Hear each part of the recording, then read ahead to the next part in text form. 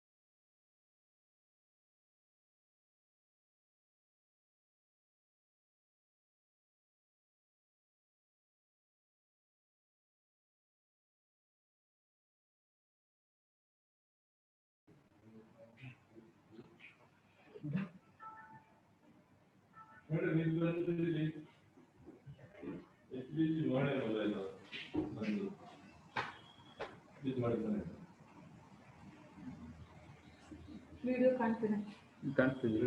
Sir ಇದು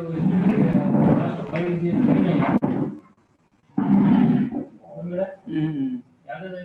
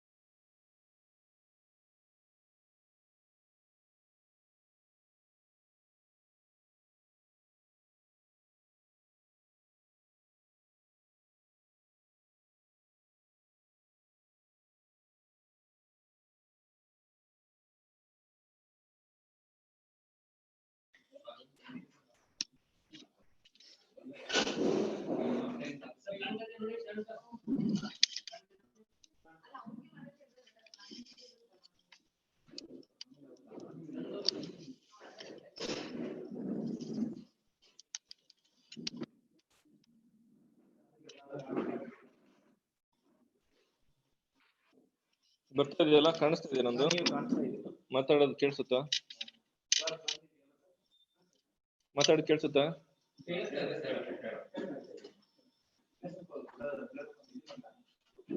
hello, mic check. Hello, hello.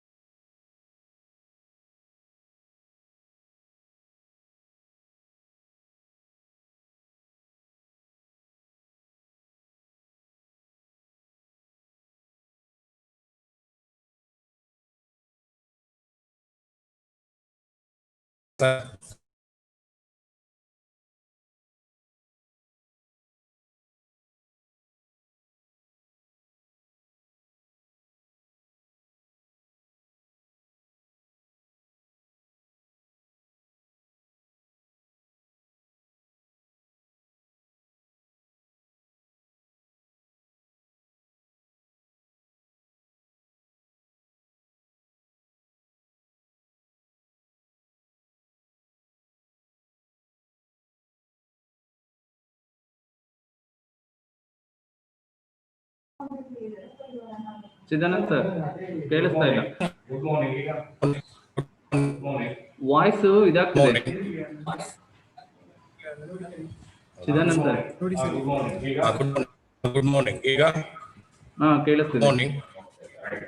Chidanand sir, it's my suggestion, ಹೇಳಿ. Please switch over to desktop.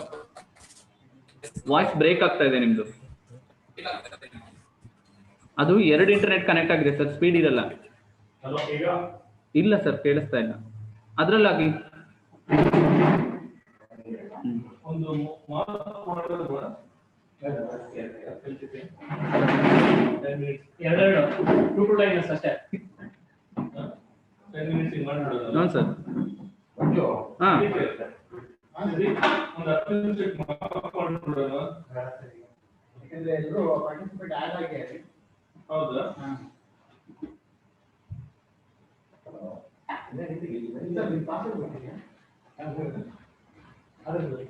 ಬೇರೆ ಕೊಡೋದು ಬೇಡ, ಒಂದೊಂದಿಗೆ ಸ್ಲೋ ಆಗಿ.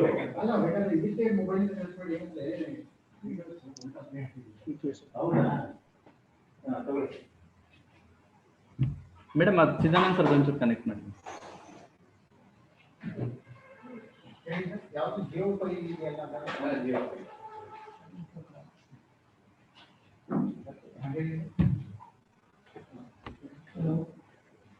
ಚಾಟಲ್ಲಿ ಆಗಲೇ ಯಾರೋ ಮೆಸೇಜ್ ಕಳಿಸಿದ್ದಾರೆ.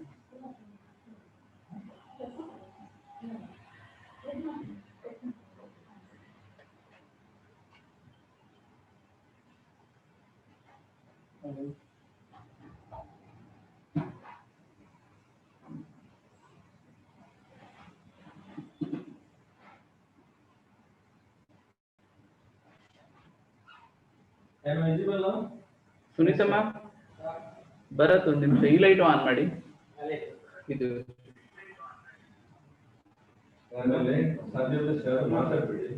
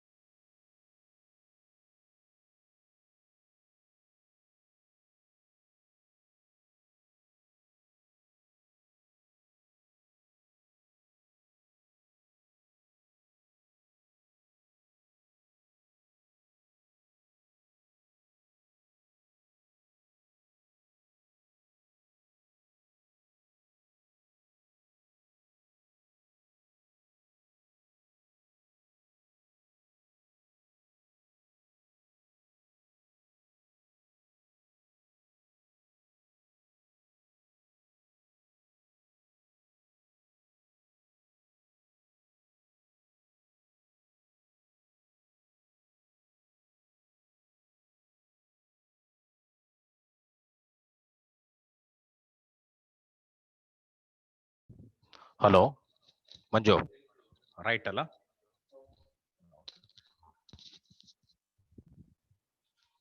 Is this audible?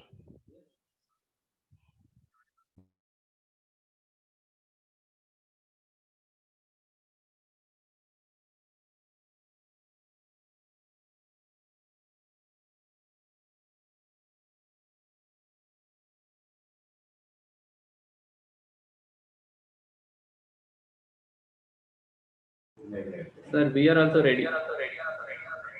Okay, Manju. ನೀವು ಹೇಳಿದ್ರೆ ಶುರು ಮಾಡ್ತಾನೆ. Sir, 10:30 ಆಗಲಿ ಸರ್. ಎಸ್ ಎಸ್ ಅದಕ್ಕೆ.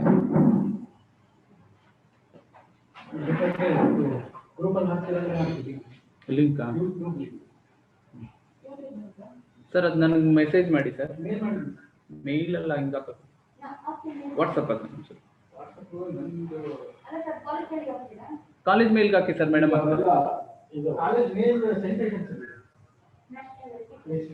ಅಲ್ಲ ಮಾತಾಡೋದೆಲ್ಲ ಕೇಳಿಸ್ತಾ ಇದೆ ಮಂಜು. ಲೈನಿಗೆ ಬಂದು ಕೇಳ್ತಾ ನೀವೆಲ್ಲ ಮ್ಯೂಟ್ ಮಾಡ್ಕೊಳ್ಳಿ. ಓಕೆ.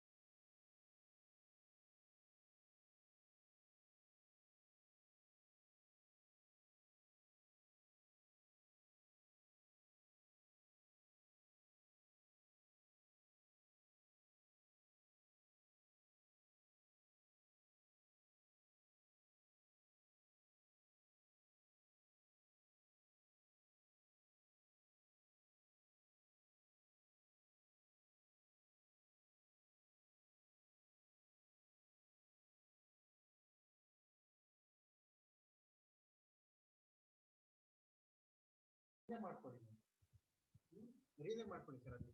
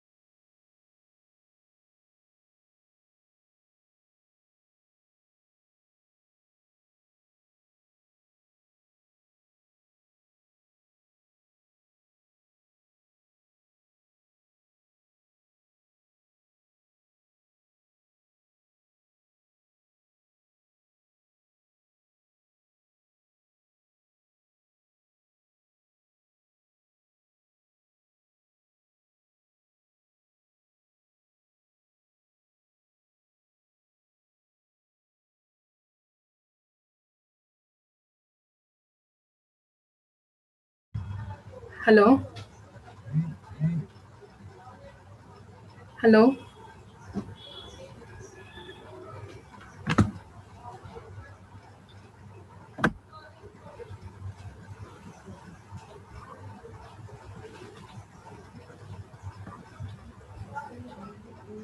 ಹಲೋ ಲಾವಣ್ಯ ಮೇಡಮ್ ಕೇಳಿಸ್ತಾ ಇದೆ? ಹಾ ಕೇಳಿಸ್ತಿದೆಯಾ ಸರ್? ಕೇಳಿಸ್ತಿದೆ ಮೇಡಮ್. ವಿಡಿಯೋ ಒಂದ್ಸಲ ಆನ್ ಮಾಡಿ. ಒಂದ್ ನಿಮಿಷ ಸರ್, ಒಂದೇ ನಿಮಿಷ. ಹಲೋ ಅಣ್ಣ. ಹಲೋ ಹ್ಮ್. ಮೇಡಮ್ ಸರ್ ಕ್ಲಿಯರ್ ಇಲ್ವಾ? ಕ್ಲಿಯರ್ ಇಲ್ಲ, ಲೈಟು ರಿಫ್ಲೆಕ್ಟ್ ಆಗ್ತದೆ ಹಿಂದೆಯಿಂದ. ರೀ ಸರ್ ಲಾವಣ್ಯ ಲಾವಣ್ಯ ಮೇಡಮ್, ಒಂದೇ ನಿಮಿಷ ಸರ್. ಲಾವಣ್ಯ ಮೇಡಮ್, ಹಾ ಸರ್. ರಿವರ್ಸ್ ಆಗಿ ಕುತ್ಕೊಳ್ಳಿ ಅಷ್ಟೇ. ಓಕೆ. ಹಾ,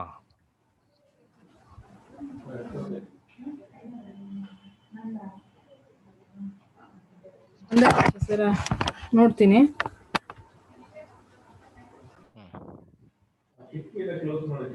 ಲೈಟು ರಿಫ್ಲೆಕ್ಟ್ ಆಗ್ತಾ ಇದೆ. ಸಂದೀಪ್ ಫೋನ್ ಮಾಡ್ತಾ ಇಲ್ಲ. ಸರ್ ಮಾತಾಡಿ ಸರ್. ಬರ್ತಾ ಇದೆಯಾ ನಮ್ದು? ಓಕೆ ಅಂತ. ಮೈಕ್ ಆಫ್ ಮಾಡ್ಕೊಂಡು ಮಾತಾಡಿ.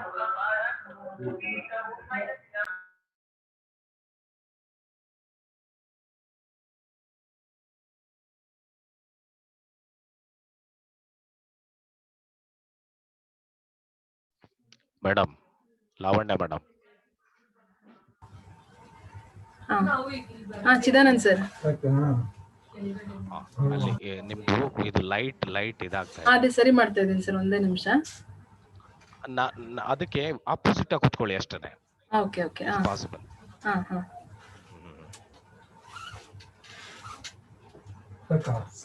ಇಲ್ಲ ಅದ ಕ್ಲಿಯರ್ ಎಲ್ಲ ಆಗ್ತಿಲ್ಲ ನೋಡಿ. ಹಿಂಗ್ ತಿರುಗಿ ಕೂತ್ರೆ ಸರಿ ಆಗ್ಬಿಲ್ಲ. ಹಿಂಗೆ ಇದ್ರಕ್ಕೆ ಆಪೋಸಿಟ್ ಆಗಿ.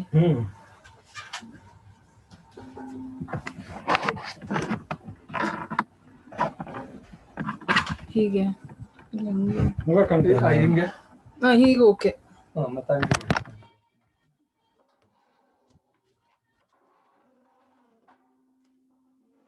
ಲಾವಣ್ಯ ಮೇಡಮ್, ನಾವು ಓಕೆ. ಹಾ ಸರ್. ಹಾ ಓಕೆ. ಹಾ.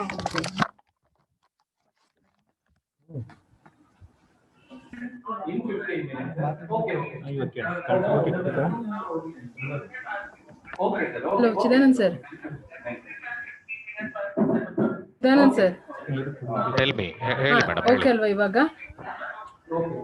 Okay okay okay okay okay ಈಗ okay.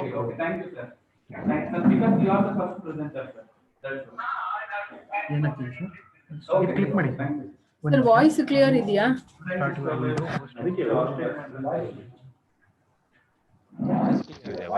No problem. Okay audible. Okay okay.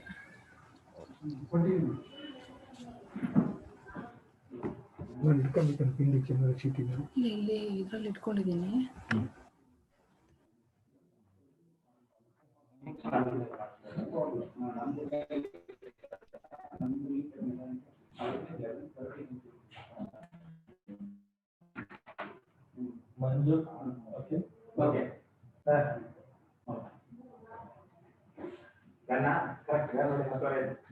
Please ಎಲ್ಲರೂ ಇದು ಮಾಡ್ಕೊಳ್ಳಿ, ಲೋಕ್ ಮಾಡಿಲ್ಲ.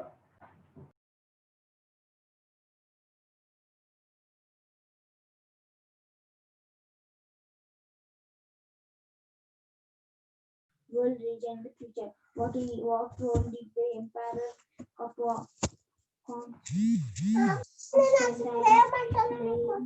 establishment?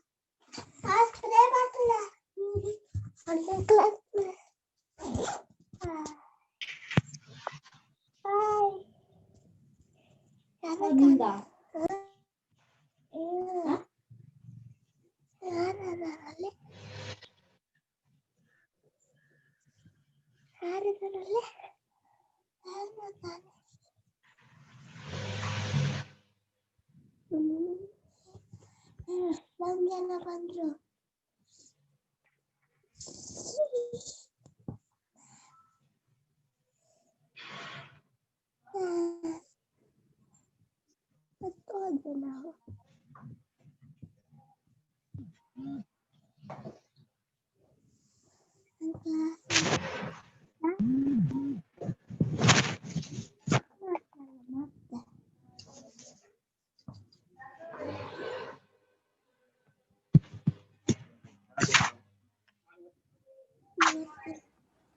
Hello Chidanand sir.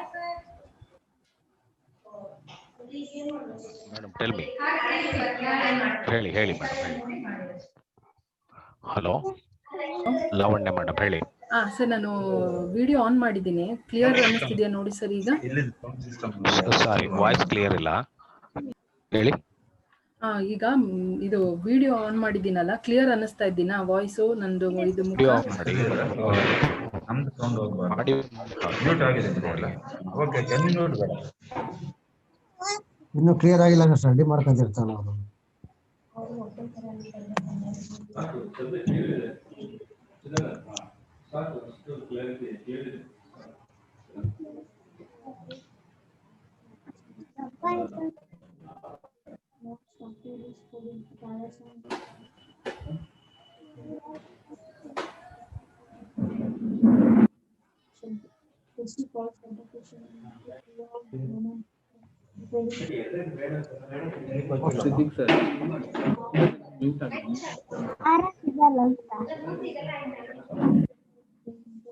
Sharadamma, ಈಗ ನೀವು ದಿನ ಸ್ವಲ್ಪ ಸಾಮಾನು ತಂದು ಇಟ್ಕೊಂಡ್ಬಿಡ್ರಿ.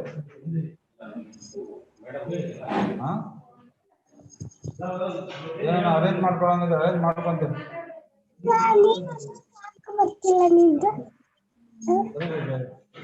ಏನಂತ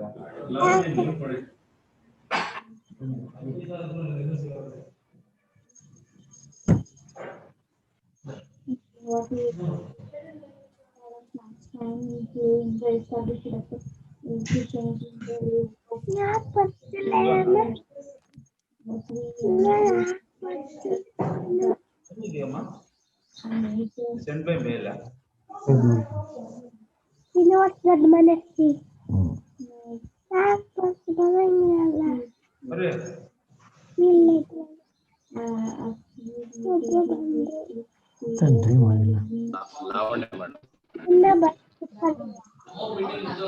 Lavanya madam Chidanand sir.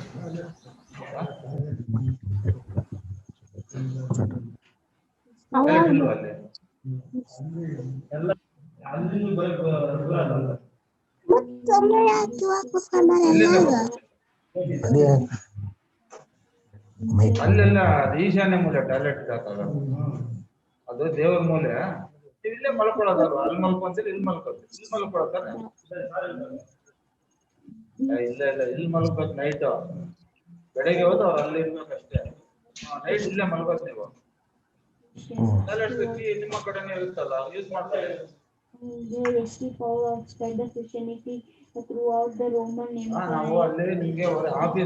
Participants. Hello, Manjunath Swamy.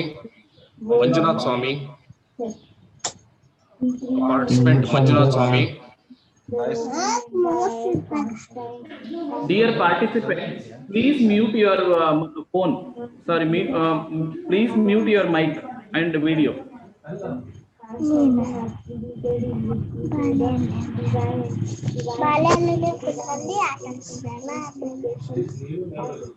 Dear participants, mute your audio and video.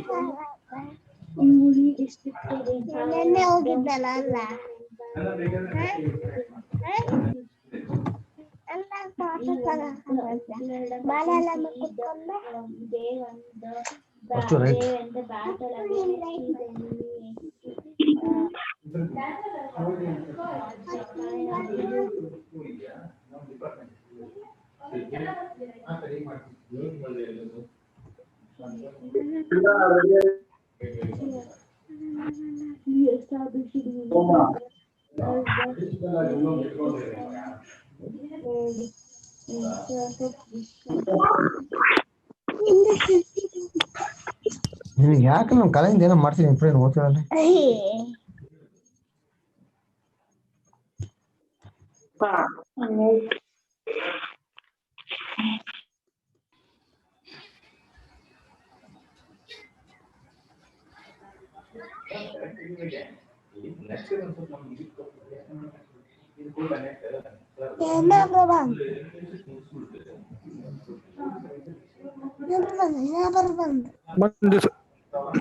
Manju sir, Lavanya madam. ಹಾ ಸರ್. ಮೇಡಮ್ ಒಂದ್ಸಲ ಎಂಡ್ ಕೊಟ್ಟು ಮತ್ತೆ ಅಗೇನ್ ಲಾಗಿನ್ ಕೊಡಿ, ಅವಾಗ ಮಗು ಮಾತಾಡೋದು ಅವಾಯ್ಡ್ ಆಗುತ್ತೆ. ಹೌದಾ ಸರ್? ಒಂದ್ಸಲ ಮೀಟಿಂಗ್ ಎಂಡ್ ಕೊಡಿ, ಮತ್ತೆ ಅಗೇನ್ ಲಾಗಿನ್ ಮಾಡಿ ಎಲ್ಲ. ನಿಮ್ದನ್ನೇ ಸರ್ವ್ ಕೊಟ್ಟು ಈ ಇಂಟರ್ನೆಟ್ ಆನ್ ಓಕೆ ಸರ್. ಮಾಡ್ಬಿಟ್ರೆ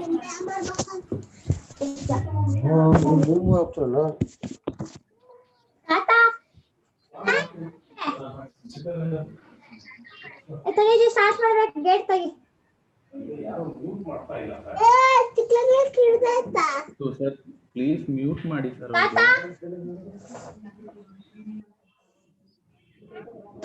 Srinivas Doddamani C. Dear participant Srinivas Dodamani. Dear participant Srinivas sir.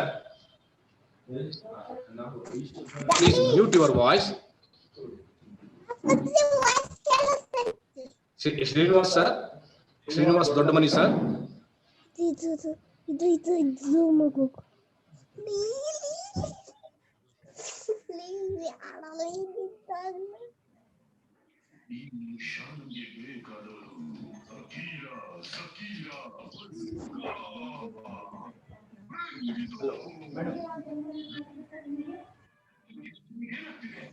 ಅಪ್ಪ ನಿನ್ ವಾಯ್ಸ್ ಕೇಳಿಸ್ತಾ ಇದ್ರಲ್ಲಿ ಇದು ಶ್ರೀನಿವಾಸ್ ಅಡ್ಮನೆ ಅಂತ ಕೂಗಿದ್ರು ಹೆಸರು. Hello. Hello Srinivas sir. Hello. Hello Srinivas sir. Hello. Hello Srinivas Dodamani sir. Hello.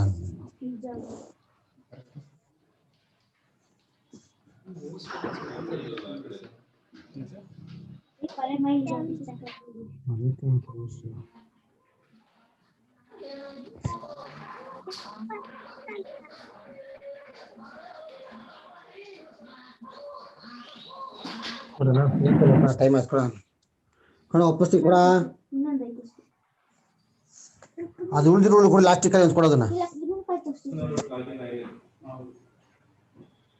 ನೀನು ಬರೀ ನೀನು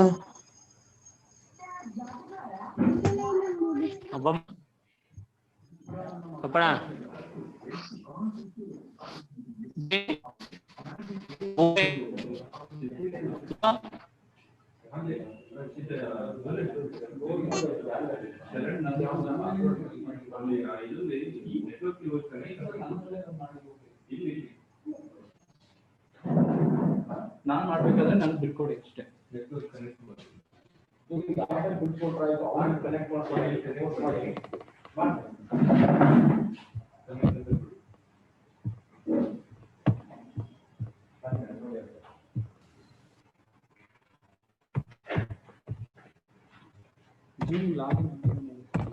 ಈಗ ನಮಗೆ ಲಾಗಿನ್ ಆಗಿದೆ. ಹಲೋ ಹಲೋ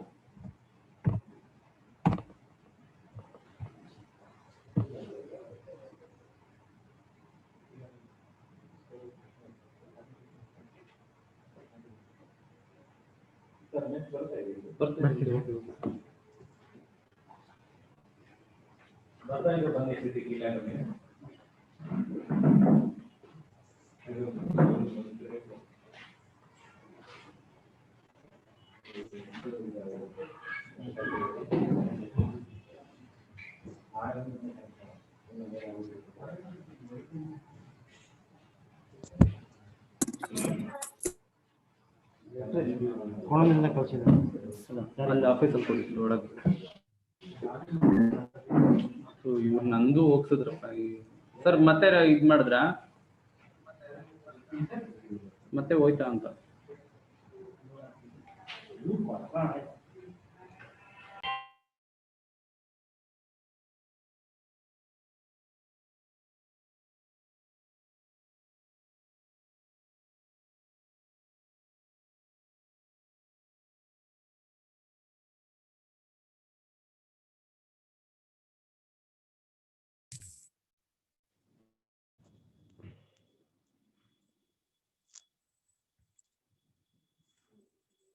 ಮುಗಿಸ ಬರೀ 3-4 ಬರೀ 3-4 ಇದ್ದಾರೆ. 3-4 ಇದ್ದಾರೆ. ಎಲ್ಲ 8, 9, 10, 11, 12, 13, 14, 15, 16,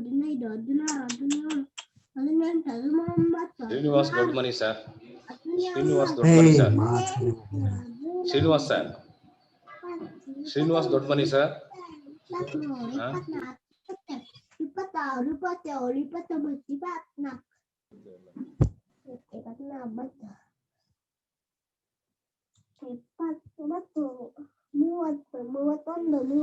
ನಾವು ಅರ್ಥ ಇಲ್ಲಂದ್ರೆ ಹೇಳ್ಕೊಡ್ತಿದ್ದಿಲ್ಲ ಅವರು. ನಾನು ಸುಮ್ಮನೆ ಕಷ್ಟಪಟ್ಟು 3 ತಿಂಗಳಿಂದ ಕಲಿಸಿದ್ದಿಲ್ಲ 15 ದಿನ ಒಂದು ಚಾಪ್ಟರ್ನ. ಇದಾನಂದ್ ಸರ್, ನಾನು ಧನ್ಯಕುಮಾರ್ ಮಾತಾಡ್ತಾ ಇರೋದು. Hello hello hello hello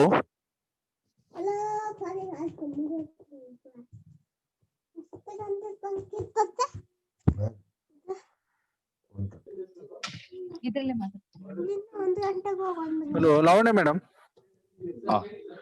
Dhanyakumar sir ಹೇಳಿ. ನಿನ್ನ ಮುಗ್ಸಪ್ಪ ನನ್ನ ಸುದ್ದಿ ಯಾಕೆ ನಿನಗೆ? ಹಲೋ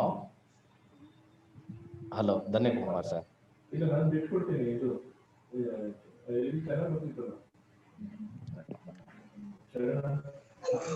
ಇಲ್ಲಿ ಆಗ್ತಿದೆ ನಾನು ಚೆನ್ನಾಗಿ ಗೊತ್ತಿದೆ. ನಾನು ಬಿಟ್ಕೊಡ್ತೀನಿ. ಹೋಸ್ಟ್ ಮಾಡಕ್ಕೆ ಇವರು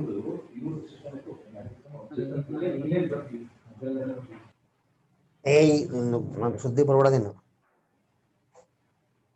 ಜಲ್ದಿ ಬರಮ್ಮ, ನಾನು ಕಾಲೇಜ್ ಟೈಮ್ ಕತ್ಕಣ.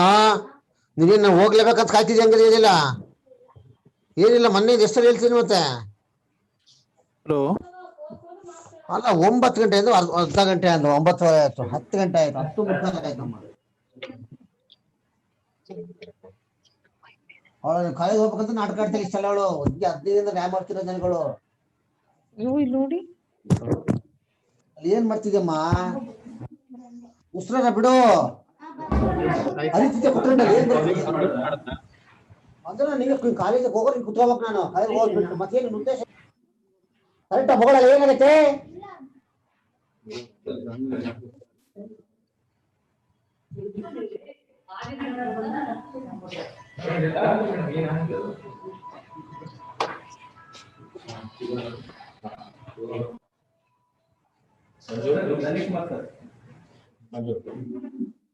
ಅವ್ರದ್ದು ಮ್ಯೂಟ್ ಮಾಡ್ತಾ ಇದ್ದೀವಿ ಸರ್. ಹಾಲ್ ಮ್ಯೂಟ್ ಕೊಟ್ಬಿಡಿ. Okay okay okay okay okay okay.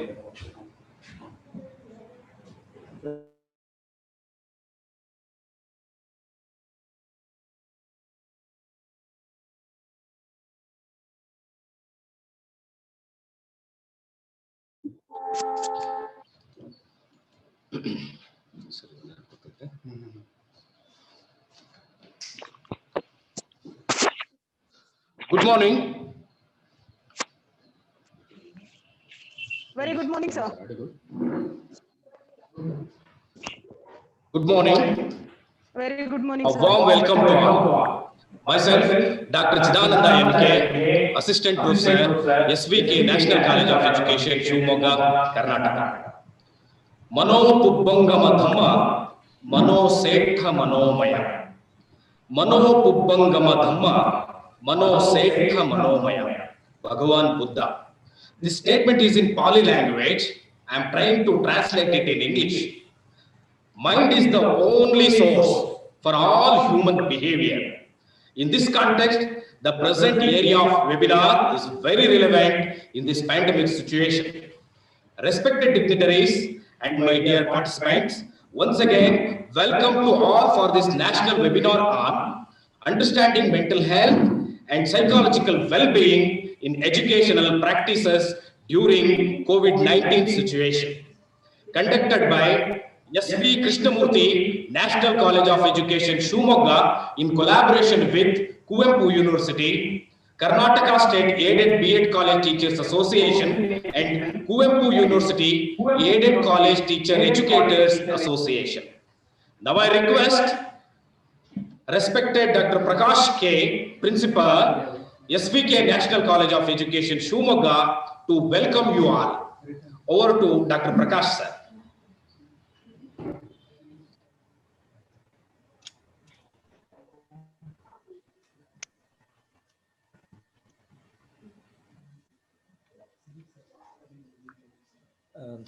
Thank you, Dr. Chidanand.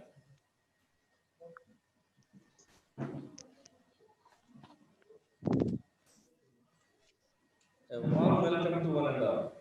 I am Dr. Prakash K, Principal, SVK National College of Education, Shumoga. It's my sincere gratitude to welcome you all for the national webinar on understanding mental health and psychological well-being in educational practices during COVID-19 situation.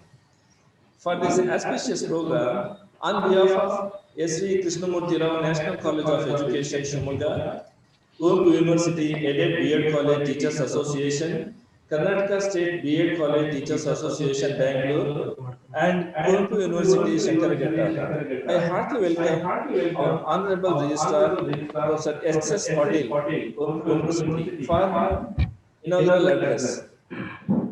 Now, I heartily welcome Honorable Secretary Shri S.N. Nagaraj, National Education Society, Shumoga. Now, I warmly welcome Dr. Sandeep Kumar, Assistant Professor, CIE, Department of Education, University of Delhi, as a resource person for session 1. And also, I warmly welcome Dr. Archana Bhatt, Associate Professor and HOD, PG Department of Psychology, Surana College, Kengeri, Bangalore, as a resource person for session 2. Now I welcome Dr. Ramesh K, President, Karnataka State Aided B.Ed College Teachers Association and Principal, Al Amin B.Ed College, Bangalore. I also welcome Mr. Siddiq Pasha for technical assistance. Finally, I welcome all the participants for this auspicious program. Being the principal, I expect your wholehearted support, cooperation, and active participation. Support is our success. I wish you all be safe and stay safe in this pandemic situation. Thanks for this opportunity. Thank you, one and all. Over to Dr. Chidanand. Thank you. Thank you, Dr. Prakash sir, for welcome address. Now I request respected S.N. Nagaraj sir, Secretary, National Education Society, to introduce our esteemed educational society. Over to you, sir.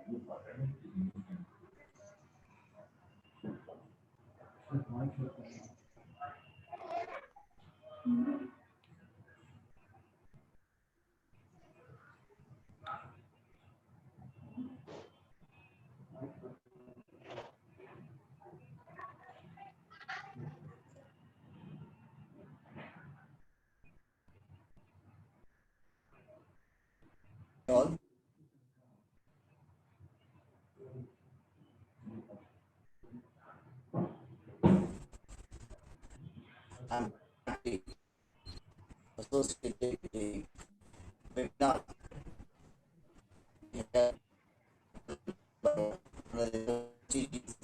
National Education Society, National Education.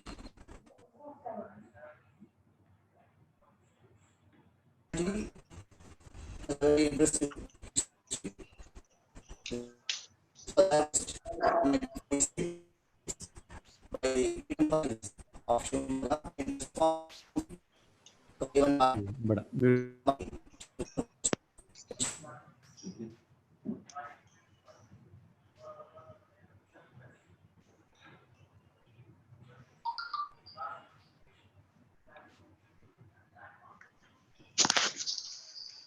Certificate ಏನು ಮೇಲಿಗೆ ಕಳಿಸ್ತಾರ WhatsApp ಕಳಿಸ್ತಾರ?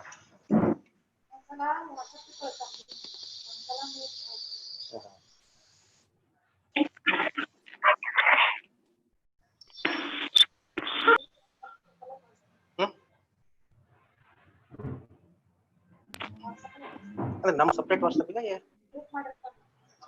ಯಾರು group ಮಾಡಿರ್ತಾರೆ? ಈಗ ನಮ್ಮನ್ನ ಸೇರ್ಸ್ಕೋತಾರೆ ಅದಕ್ಕೆ.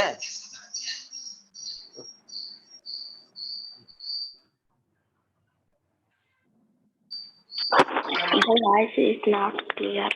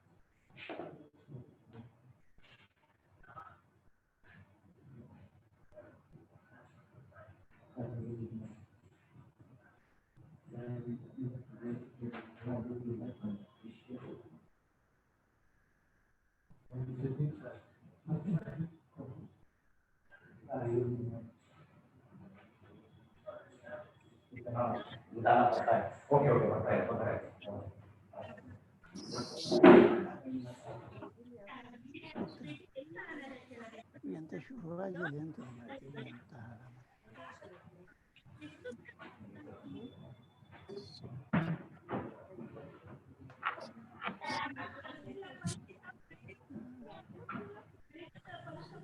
ಎಂತ ಬರಲ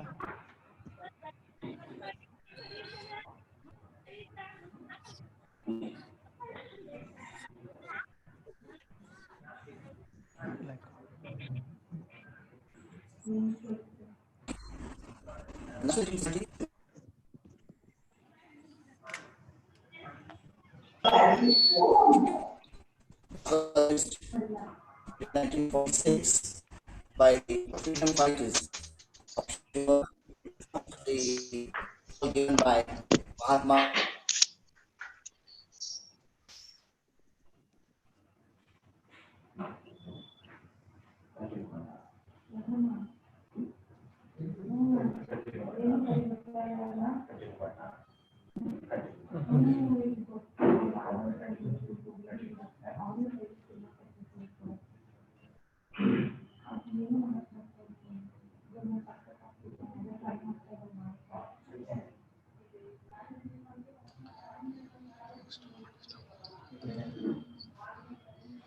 Thank you, sir. Thank you for your brief introduction regarding our esteemed educational society. Now I request Dr. Manju Endi, Assistant Professor, SVK National College of Education, and Chief Coordinator of this national webinar, for introductory remarks.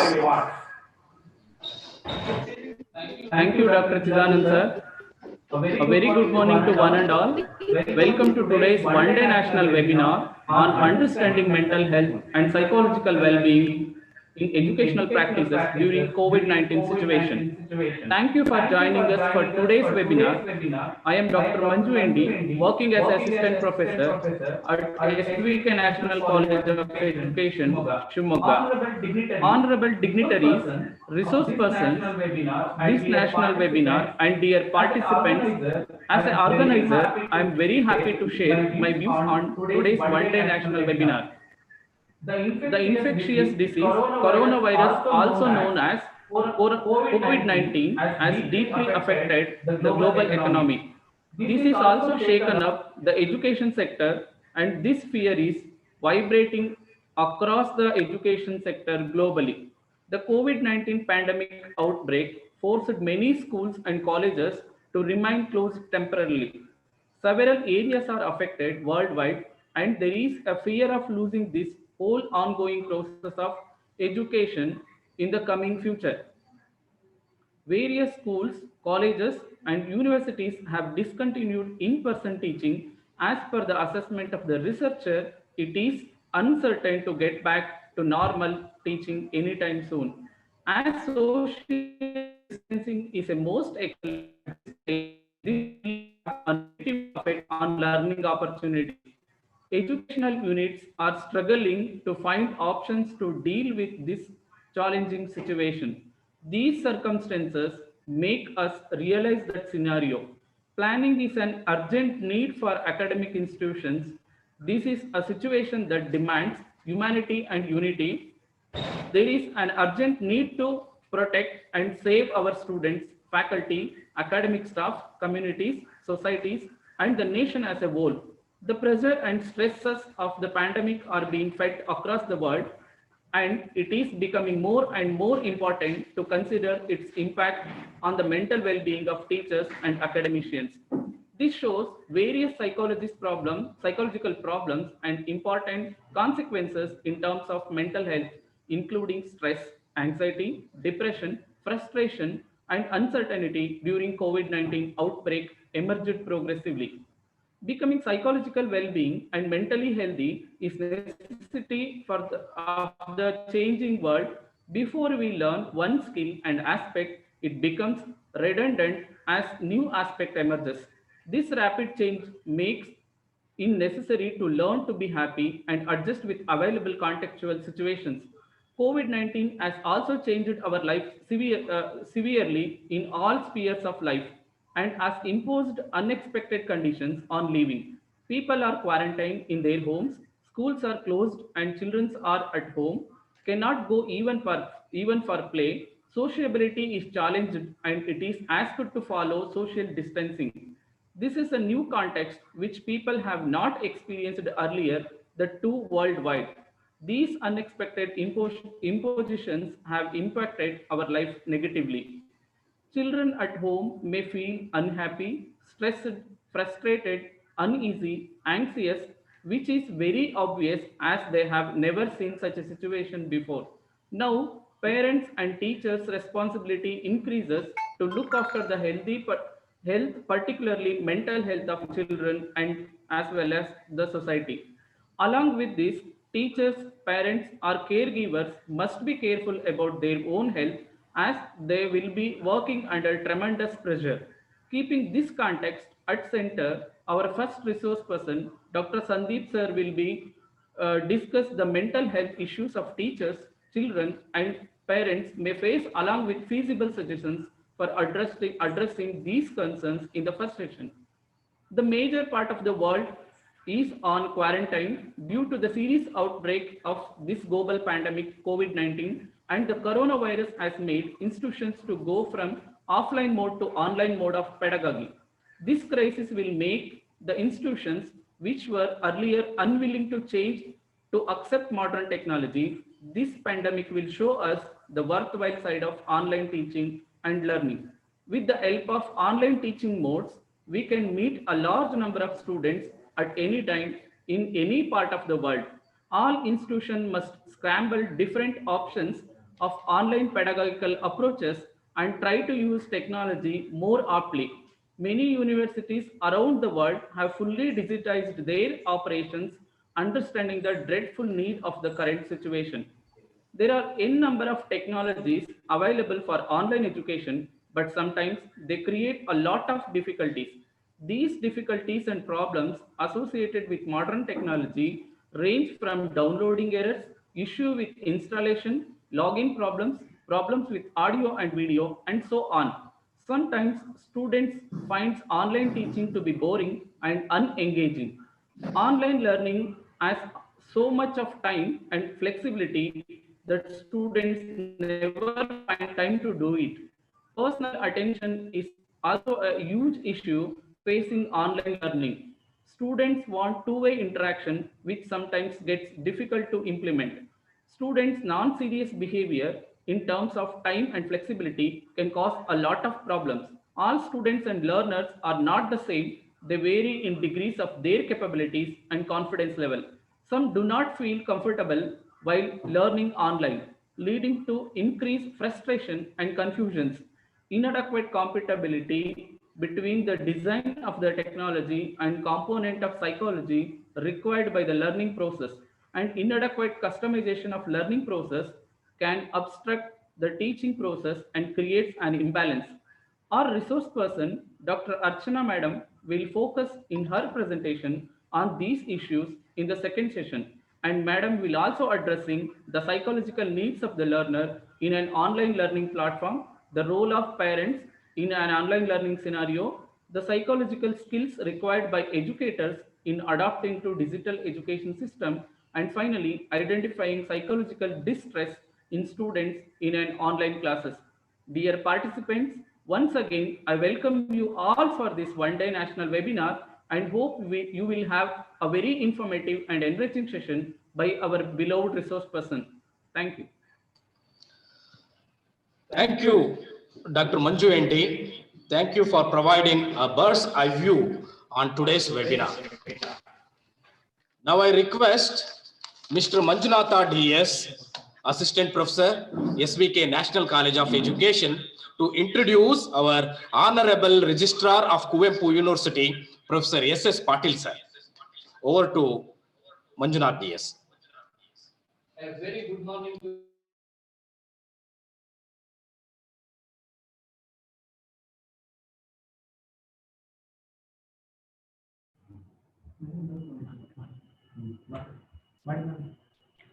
Thank you, Dr. Chidanand sir.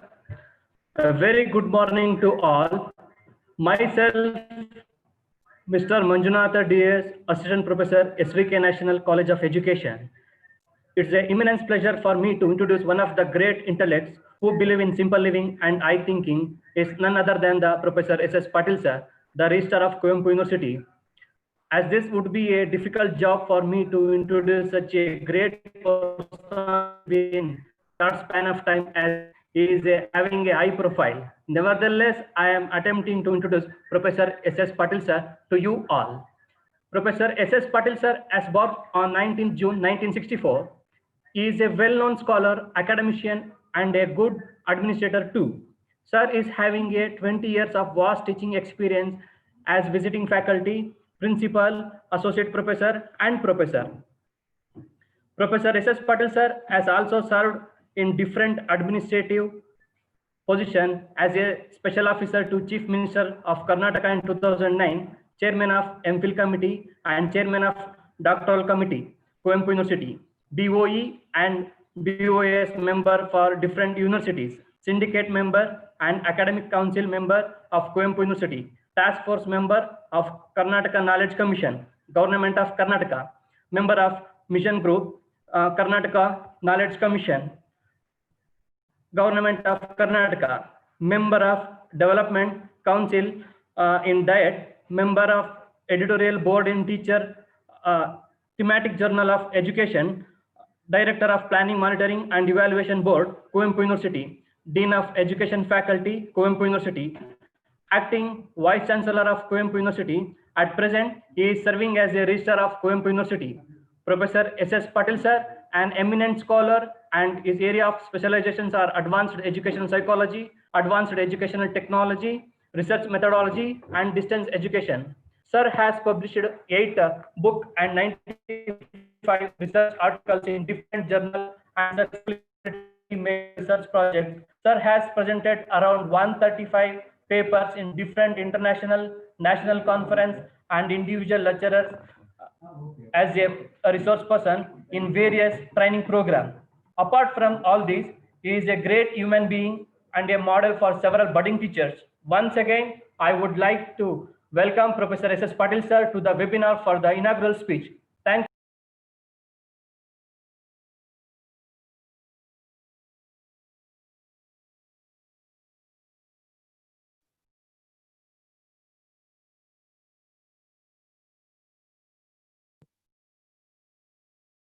SVK National College of Education is organizing national level series of webinars starting from today. On this occasion, I congratulate the organizers for organizing such a wonderful series of webinars. which constitute very pertinent issues, especially during this spread of pandemic of COVID-19. I also extend my appreciation to all resource persons who are going to deliver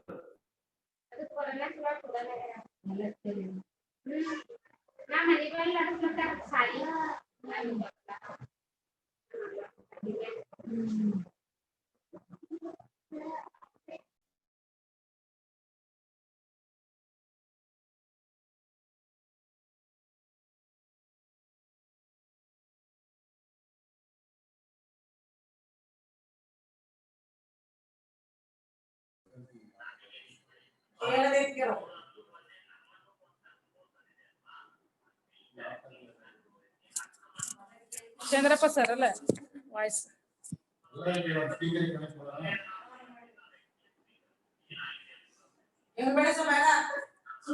sir ಬೇಡ ಅಲ್ಲೇ ಕೇಳ್ಕೊಂಬಿಡ್ರಿ ಬೇಡ ಅಲ್ಲೇ ಕೇಳ್ಕೊಳ್ರಿ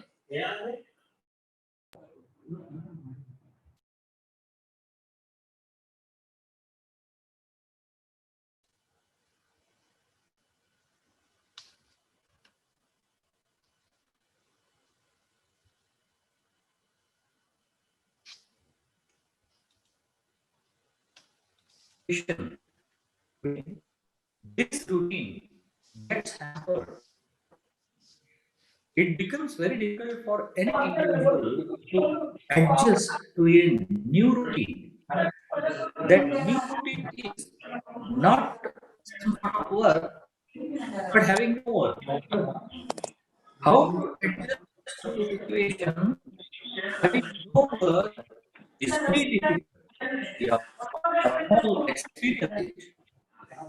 Now our physical activity. I think there is more than 75% reduction in physical activity because of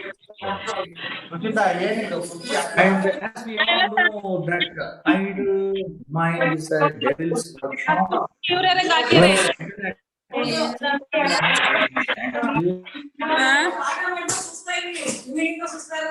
ಅದೇ ನೀವ್ ಈಗ ಬಂದಿರ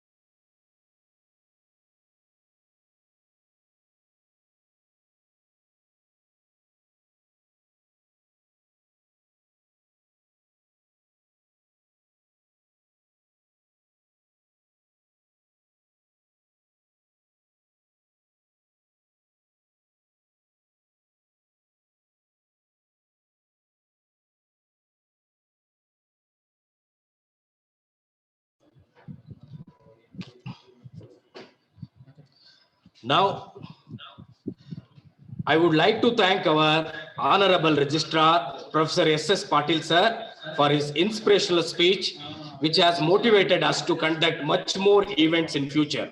Thank you, sir. Thank you once again. Now we will move on to technical session 1. Area of presentation is psychological well-being and pandemic, a case of education. Now I request Dr. Lavanya CE, Assistant Professor SVK National College of Education, to introduce the resource person Dr. Sandeep Kumar, Assistant Professor CIE, Department of Education, University of Delhi. Over to Lavanya ma'am. Thank you, Dr. Chidanand, sir. Sir, am I audible?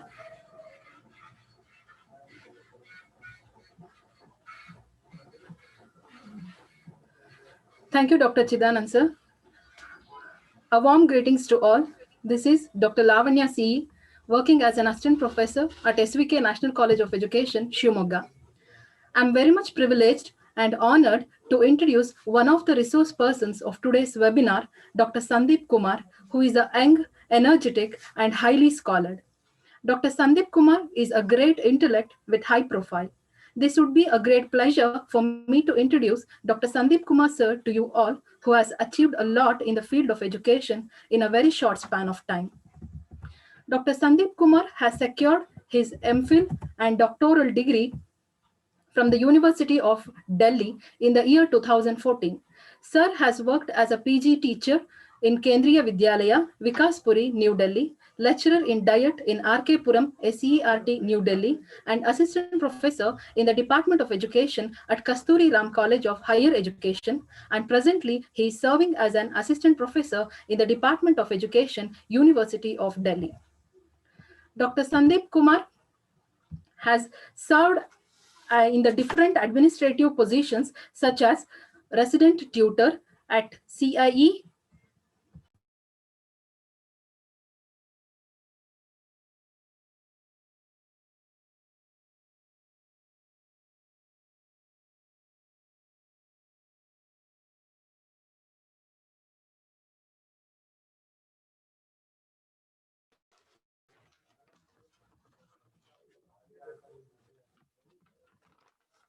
hello.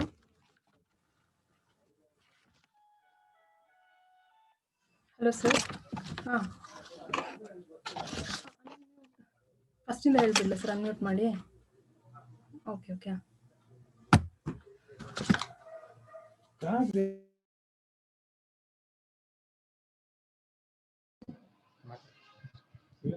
Hello, Lavanya madam. Hello, Lavanya madam. Hello. Hello, Lavanya madam.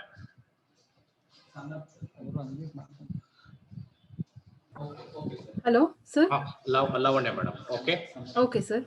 Am I audible now? Yes, audible. Okay. Okay, sir. Repeat Okay. it once again. Okay, Repeat sir. it Okay, once okay. again. Thank you, Dr. Chidanand, sir. A warm greetings to all. This is Dr. Lavanya CE, working as an assistant professor at SVK National College of Education, Shivamogga. I'm very much privileged and honored to introduce one of the resource persons of today's webinar, Dr. Sandeep Kumar sir, who is a young, energetic, and highly scholared. Dr. Sandeep Kumar is a great intellect with high profile. This would be a great pleasure for me to introduce Dr. Sandeep Kumar sir to you all, who has achieved a lot in the field of education in a very short span of time. Dr. Sandeep Kumar sir has secured his MPhil and doctoral degree from the University of Delhi in the year 2014. Sir has worked as a PGT teacher at Kendriya Vidyalaya, Vikaspuri, New Delhi, lecturer in Diet in RK Puram, SERT, New Delhi, and assistant professor in the Department of Education at Kasturi Ram College of Higher Education. And presently, he is working as an assistant professor in the Department of Education, University of Delhi. Dr. Sandeep Kumar sir has also served in different administrative positions such as resident tutor at CIE hostels, University of Delhi, as a convener in the admission committees of BEd, MEd, MPhil, and PhD, member of departmental research committee, member of committee of courses, member of faculty of education. Sandeep sir's area of specialization are educational psychology, social theory of education, human rights education, pedagogy of social science and political science, psychosocial perspectives in education, gender studies, educational research, and continuous professional development. Sandeep Sir's research work focuses upon exploring and developing critical discourse about sociological, psychological, psychosocial, and human rights perspectives on educational practices. He also has expertise in research methods in education and organizing and generating innovative practices for professional development of school teachers and teacher educators. He was a member of the NCTE Core Committee, which is constituted for 3-year B.Ed M.Ed integrated program. He has worked with NCERT, NCTE, Kendriya Vidyalaya, and Open University, Milton Keynes, United Kingdom, etc. He has many books to his credit published with renowned publication house that is Pearson, Springer, Sage, etc. His research and perspective articles are included in various journals. He has been the principal investigator of many projects which are funded by MHRD and international agencies such as UK, India, and Research Initiative. He has organized various conferences, seminars, and symposium funded by MHRD and has delivered many invited lectures at the national and international level. Currently, he is working as convener for undergraduate course revision committee. With this brief introduction, I would like to welcome Dr. Sandeep Kumar sir to this session, and I would like to thank the organizing committee for providing me this opportunity. And I hand over the session to the sir. Over to you, sir. Am I audible? Yeah, sir. Yeah, you are audible. Yeah, I'm audible. Thank you, Lavanya, for this wonderful and very detailed introduction. Thank you, I'm sir. not that big as you have just explained. I'm a very little person in the sphere of education. However, thank you very much for this wonderful introduction. Thank you very much. Thank you, sir. I also thank SKV National College of Education for giving me this wonderful opportunity to share my ideas on the special area which is my special concern in psychology and psychology of mental health and well-being. Along with this, I would like to thank Dr. Prakash and Dr. Manjun. Prakash, the principal of the college, who has been old friend of mine since 2009, probably, if I can recall. And Manjun, who was regularly updating and contacting with me the date we have decided to talk on this issue. So thank you very much, the whole family of SKV National College of Education, for inviting me to discuss about the psychological well-being during the pandemic time, and specifically the case of education. Yeah, thank you, Lavanya, again. Um, see, becoming psychological well-being and mentally healthy is necessary. It is the need of the challenging world. And why I'm saying it is the need of challenging world, because every day we need different kind of skills and aspects. Because life is changing so randomly, and therefore the skill we learn today becomes so redundant the very next day. So we need to be very, very pertinent, very, very updated ourselves about the need of the current time. And this rapid change makes it necessary to learn to be happy and adjust with the available contextual situation. COVID-19 has also changed our life, not too much, but yes, very severely in all sphere of life, and has imposed a number of unexpected conditions on our living. People are quarantined at their home, children are not allowed to go out for play, even schools are closed, and in totality sociability has been challenged. When I'm saying sociability, it means that a kind of social sphere and the social fabric of our life has been restricted to the homes. And that is a kind of different experience. Probably I born in 1981, and I have never seen such a situation before. So definitely it is a very different and unique kind of situation we are facing, which is severe to some extent. So this whole idea of unexpected impositions have impacted our life negatively also. Children at home may feel unhappy, they may feel stressed, they may feel frustrated, uneasy, anxious, which is very obvious as they have also not seen such a situation before. Now, parents' responsibility increases to look after of the health, particularly mental health of children, is increasing. Along with this, generally we believe that children are at the vulnerable age and they need a special kind of attention. But in this today's talk, I will also give some focus, and I'll also try to highlight that parents or caregivers or teachers, they also need to be very aware and careful about their own mental health, not because they have to take care of children, but because it is their right and they deserve to be mentally healthy and they deserve to have some time for themselves, right? So let's start talking about the very idea which I'm going to share today. Thinking positive towards life, others life and one's life is very important. World is changing every day, and not only specially or socially, but geographically and biologically also. As COVID-19, you say, it is a biological intervention in human life and it has changed social life very severely. These changes pose numerous encounters to our healthy life, which probably includes everything we do every day. Going out, going school, going to market, going for everywhere. It has influenced very severely. So what is important here is to accept this, unexpected challenges which pose different kind of difficulties, and we have to accept this reality and learn to deal with it. By escaping ourselves from the situation doesn't going to help. So we need to be very alert to accept this reality that we are living with COVID-19 and it is existing now. you know a very recent example of COVID-19, who is responsible for this, spreading it, who's spreading, like China is being responsible. News is showing every day, and lot many things are happening around. But despite all these facts, what is reality? That the COVID-19 exists now. It is existing, and we have to deal with it every day. So don't you think, is it better to learn to adapt and learn to deal with these difficult challenges so that we can have a better life, even the difficult times? There are at present and future will be facing n number of after effects of this pandemic. It's not that we are facing these effects right now. After we'll come out from the pandemic, you will see lot many people coming out different kind of issues and challenges. Important to note that physical effects are not the only effect people going to face after this. Rather, psychological and mental issues will be more prominent and sensitive during the coming time. So we need to understand that human life is an ecological system. Ecological system, when I'm saying that every aspect of life has a interconnected and cross sectionality with the other aspect of life. Like social life will be influencing your political life, your economic life will be influencing your social life, your academic life, and all these things creates a ecological system in everybody's life.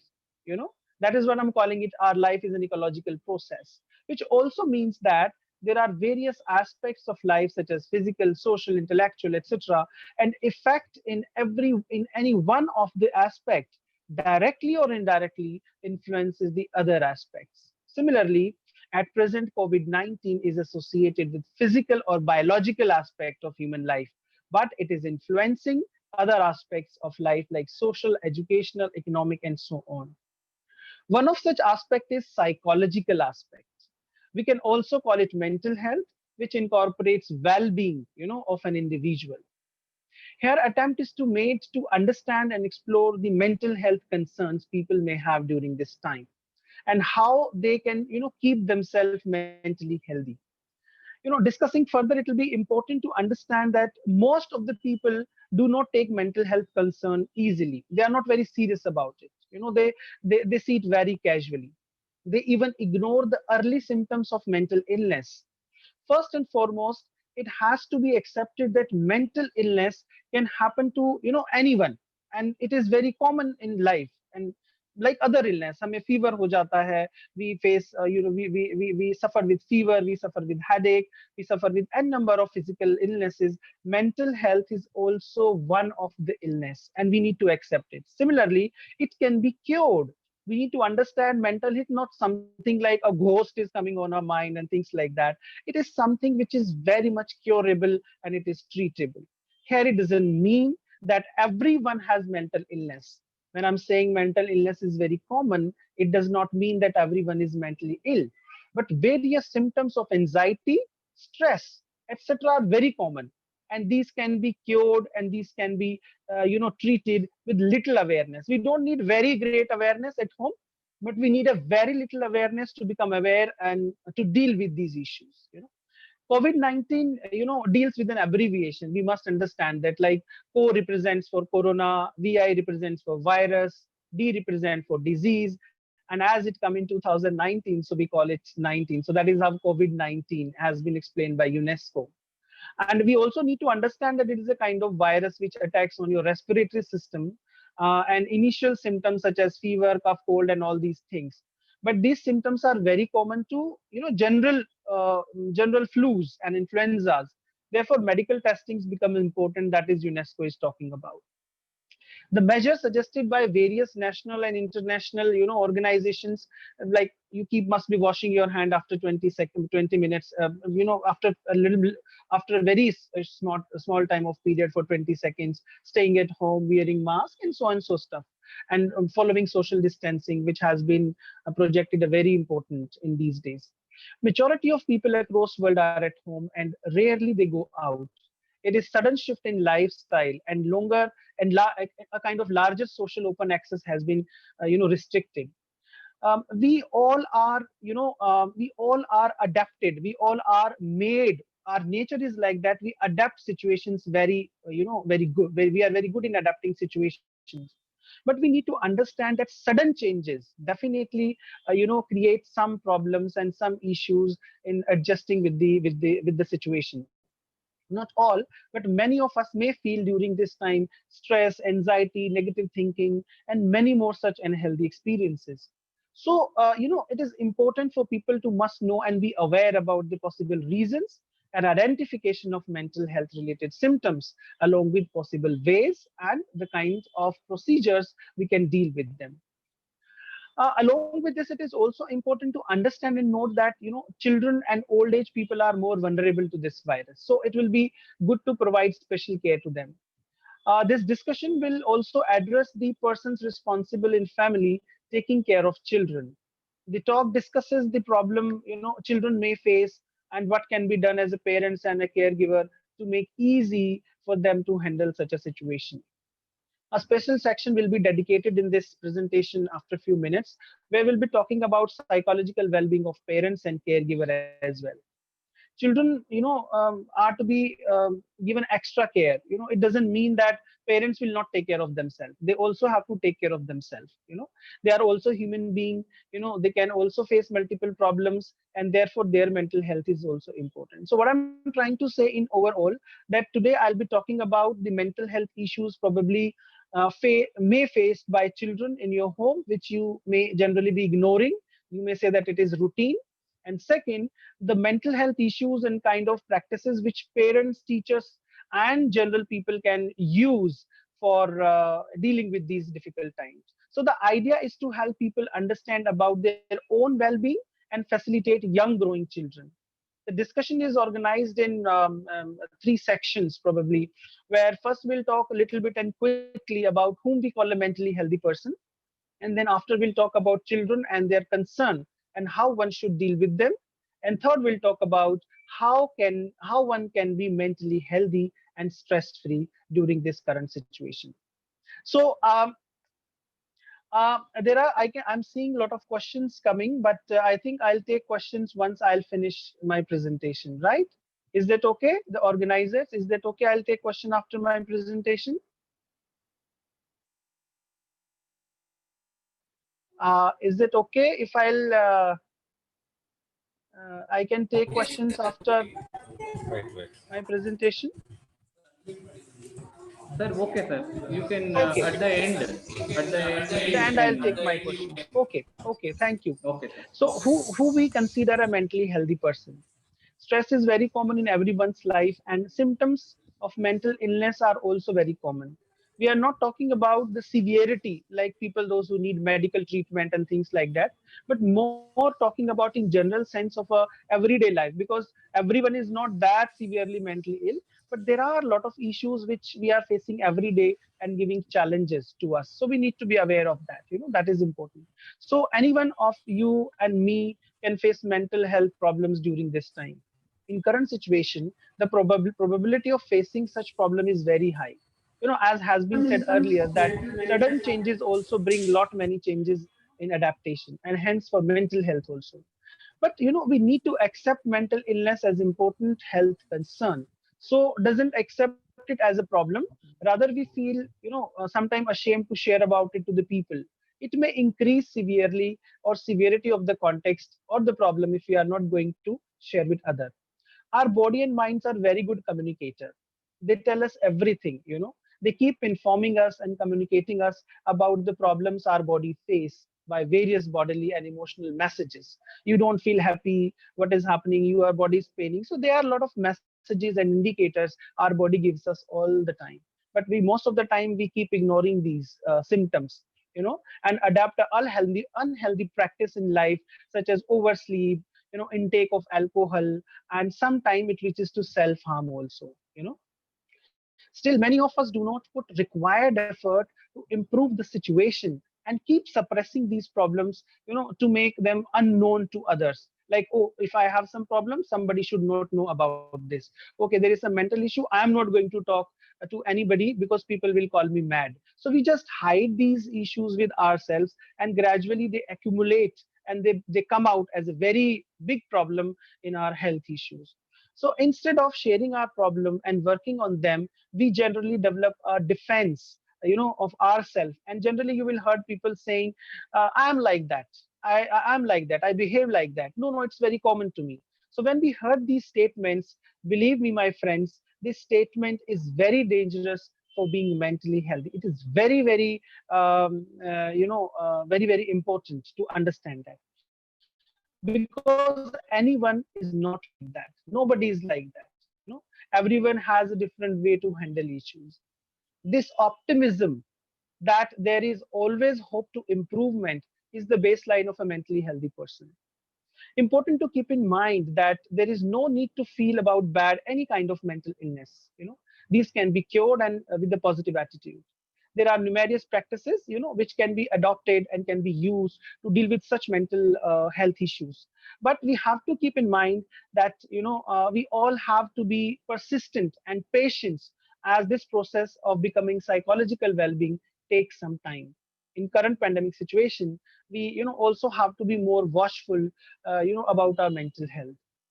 Now we can discuss a little bit about whom we call a mentally healthy person. We know life is changing, and every time we have to think not only a fresh but also a different perspective. New things are coming every day, that is fine, but we have to understand what new perspectives we can incorporate in that. But it doesn't mean that we always have to work on ad hoc basis. Rather, we must have a sense of commitment towards what we are doing in everyday life. This commitment must give us a sense of satisfaction, and this satisfaction or commitment with oneself and others is one of the important characteristics of a mentally healthy person. A mentally healthy person will always think of life and moving towards in life. They will think about life. They will not think about destroying life and moving away from life. Rather, they will always think about life. Such person, has zeal of life and has positive attitude, towards having fun in life. They face difficulties with smiles and don't feel disheartened even if fail to achieve certain goals. They keep searching for alternatives to address the problems. That is very important. And this enthusiasm for life provides them strength to face better experiences in life. They keep searching of hopes, possibilities, alternative mechanisms, and things like that to address these issues. So a mentally healthy person will be enthusiastic for life. If a person is not enthusiastic for life, then certainly he is not a mentally healthy person. Stress is reality, and we all have to face this. Some may face it due to often, very often, but some may face it occasionally. Stress can be related to your professional work, your managing interpersonal relationship like husband-wife relationship, even in family-children relationship, which includes relations with children, husband-wife, parents, etc. Managing social relationship, etc. Person who is not able to handle these relationships definitely will feel stress. He will feel lonely. He will feel that whenever there is a difficult time, nobody is with him to share these illnesses. So essential is to be aware about it. A mentally healthy person will be able to bounce back to stress and will have ability to deal with it effectively. It doesn't mean that if you have stress, you cannot bounce it back. If you are mentally healthy and you have zeal to be mentally healthy, you will be able to bounce it back. It is very, very important. Sometimes engaging with purposeful acts and being aware of the relationship is also very important to become mentally healthy. For example, we are engaging in certain work, but we don't know why are we doing this work. So we keep doing that work. So we need to understand the purpose, and the methodology we are adopting for that to achieve that task is also important. So a mentally healthy person will certainly create a close relationship between the purposeful act and the method we are adopting, to achieve that whole idea. Many psychologists, particularly socio-cultural psychologists and contextual perspective, particularly like Vygotsky and Bruner and many other socio-cultural theorists, believe that our mental functioning is situated in context. How mentally healthy we are, it has a contextual relationship. Which means if we live in same context over a period of time, we learn various ways and skills to adapt with the context. But today's world is changing very rapidly, and therefore we need evolving skills and new skills for different contexts. So a mentally healthy person will be open to learn new skills for adapting with changing contexts. So how we'll say that who is a mentally healthy person? A person who is flexible or who has plasticity in learning of skills and adaptation. So such person will be a mentally healthy person. A mentally healthy person will also be a person who will create a balance between your professional commitments and your personal commitments. Last few years, I have faced certain cases, those who generally came to me for consultation and they need some guidance. They keep asking me that we are not able to manage our professional life and personal life. So there is a lot of chaos in their life. So it is certainly important that, and why they are doing this, because they don't set the realistic goals. They set unwanted, unrealistic goals, and to achieving those goals, they are spending too much time in their office work, and therefore their personal life is being compromised, their family is being compromised, their children in compromise. So dear friends, it's also important that life is not only profession. We need to understand, and life is not only dealing with all kind of things happening around. Rather, life is a holistic vision where your profession, your family, your children, and yourself, the most important, yourself, is also very significant to be included. So we need to be careful about that, and a mentally healthy person will be able to relate this kind of understanding. Always respect, also respect positive aspect instead pointing out every negative aspect in relationship. Generally, you must have observed children also, and the young minds also, and the old people also, middle age also, we have developed this tendency to always identify negatives in other people. Even if we'll say a report to somebody, they will not say, okay, these things are very appreciable, these things are good. Rather, they will talk all the time your negativities. Even we teachers do with our scholars in universities. So this is called a deficit model. Deficit model means where all the time we are looking negatives, we are all the time looking, loopholes, we are all the time looking for, limited ideas which is available. Rather, we need to look the positive dimensions available in any relationship, any work. Then only we'll be able to become mentally healthy. Else we have a lot of things happening around us which always give you negative vibes. Okay, so we need to understand that how we need to deal with this negative position in society, and how do we need to move from that negative position to the positive dimension. And for that, you have to have a very high self-esteem. Who is aware about his self-esteem will be having good mental health. What do you mean by self-esteem? I don't think so that I'm going to talk about like a B.Ed class, but we all know what is our self-esteem. So you must have faith about your potentiality, your ideas, your values, and then only you will be having a very high self-esteem. So that self-high esteem will also give a positive sense about yourself, and that will lead you to a very healthy person, right? So we can see, I'm just cutting it short here, the symptoms of mentally healthy person, because we can keep talking about it since till evening. So, but here the aforesaid qualities which I just said will be enough to situate the context whom we are calling a mentally healthy person. Now I'm switching my talk to understanding children, what they do and what they expect during pandemic time. And as a parents, as a teacher, what we need to keep in mind to deal their issues.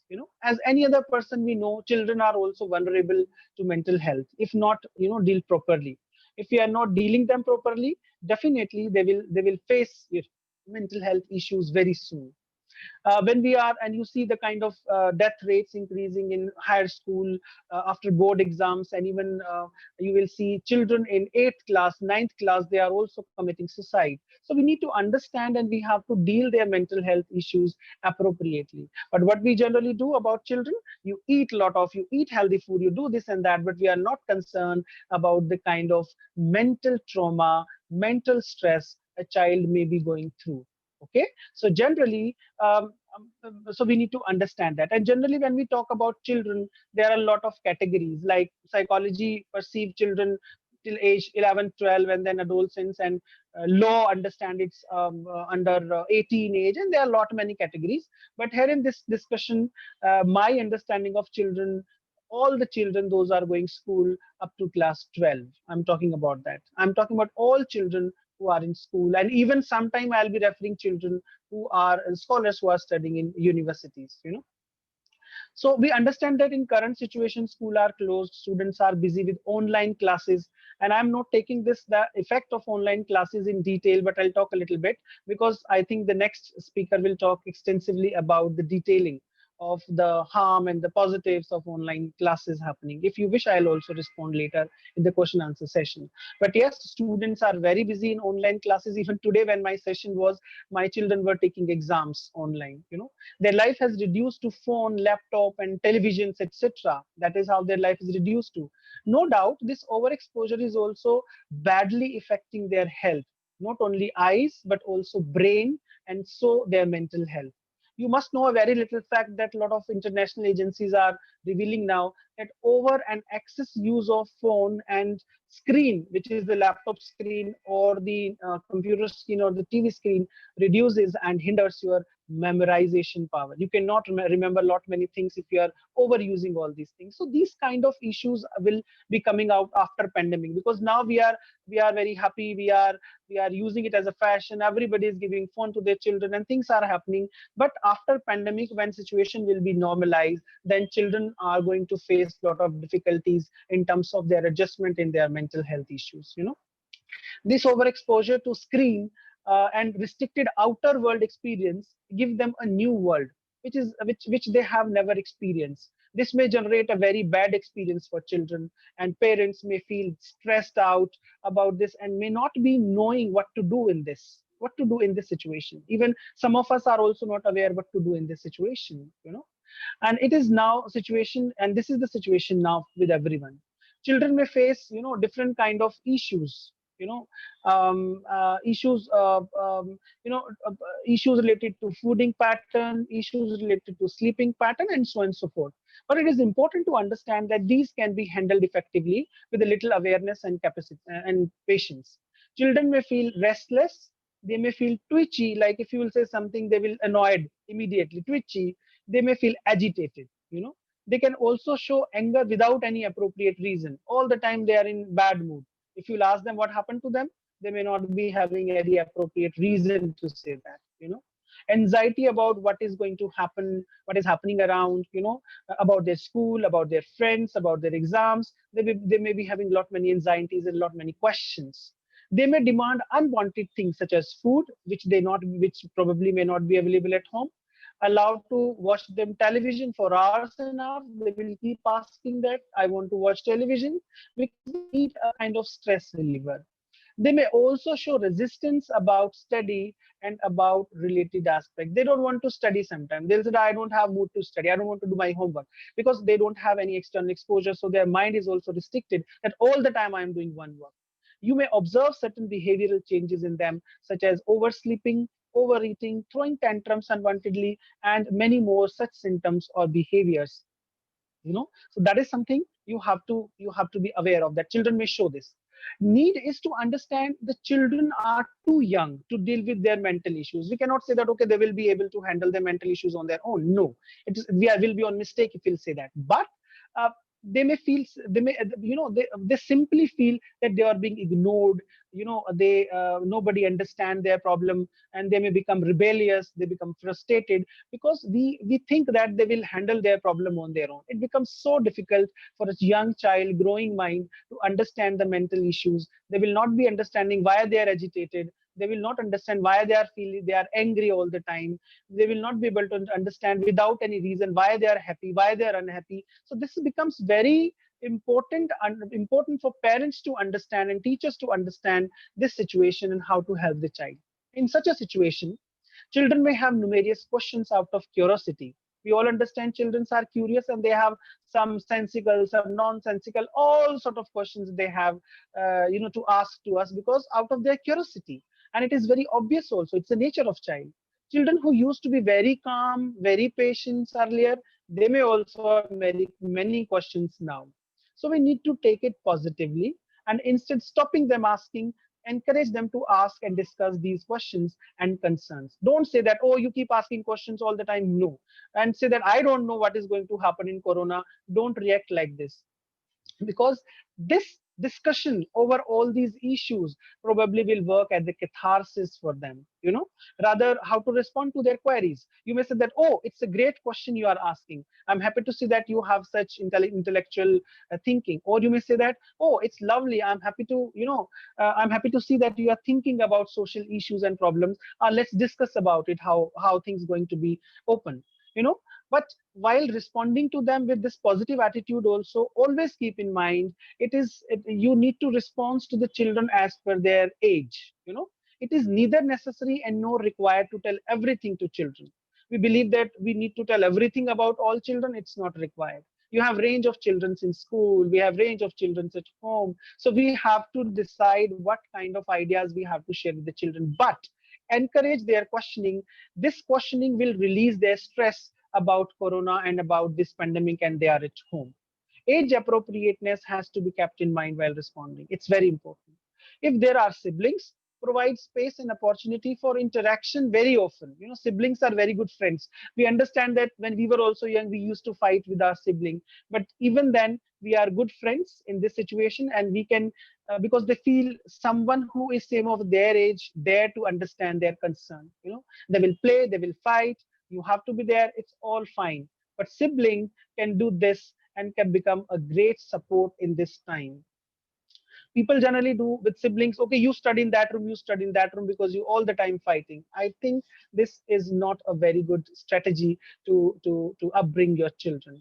For generating these spaces, parents can play some indoor games with them, or ask them to generate new games. Children to you generate new things. Even the new things which children generate is very, very ordinary, very local. Still you give a lot of motivation to them. This will encourage them to think innovatively. I have seen parents, those, if a child is making a face and the face is not appropriate, they'll start making, identifying inappropriateness in that. Don't do it. Don't ever do this. Say that, okay, this is very beautiful. How you can improve this? This is very beautiful. How you can add beauty to this? So you have to move like this. So time, and sometimes you feel, despite all the suggestions Abhitak I have given, children may feel stress. Always remember that every children has different way to react towards stress. Everyone will not say or react same way to the stress. Some may feel uneasy in sleeping, or some will report headache or stomach ache very often. Some may feel nervous, some may feel worried, some may feel withdrawn, they will not participate in anything, and things like that. Will observe lot many things. So the response towards stress is so different. Respond to their actions positively with ease. Help them to understand that everything is fine, and they are absolutely okay. Even if you find some problem happening with children, say that they are absolutely okay. When we react unthoughtfully to the children, always remember, when we react unthoughtfully to children and in hurriedness, jaldbazi mein hum jab we react to the people, child may not be able to relate with it. make them feel comfortable, and show that you cares for them. They need that sympathy, empathy, and care. So do that. They cannot go out, we know that. So make provisions for them to play at home. Sometimes you also play with them. Children love it when their parents play. When parents play with the children, because generally we are so busy in our life and we don't get time to play with the children. But we need to play with the children sometime, and this is the right time to expose this, and you will realize that the positive attitude children developing. Despite the fact that there are difficulties, still maintain the routine activity same as earlier, such as wake up time, sleeping time, doing your studies and things like that. Don't change that schedule, because when you are at home, you become lazy. You 9 baje uth jayenge or 10 baje uth jayenge and will do that work, doesn't work. But always keep in mind, sometime schools put extra pressure in their ignorance and probably do not realize to the diverse context of children, including their own individuality. Sometimes school does this over classes, over homework. They don't understand the different context children comes, and so on and so forth. So do not overburden them with too much of work. Do not overburden with them with too much of academics at this time. Some children may not take it very positive and start reacting to it. Understand their concerns. Children naturally are very energetic, and now because their energy is not being channelized in a proper way, so they may react to it. Sometimes if they don't want to study, don't force them to study. Give them their time, because there is no time in child's life when they don't learn. As a parents, we think, okay, you have not studied social science, you have not studied history, so today you have not studied. No. When a child even engaging with a piece of paper, his cognition is evolving, his understanding is evolving, and there also he is studying. So don't all the time push them that you have to study history, math, geography, political science.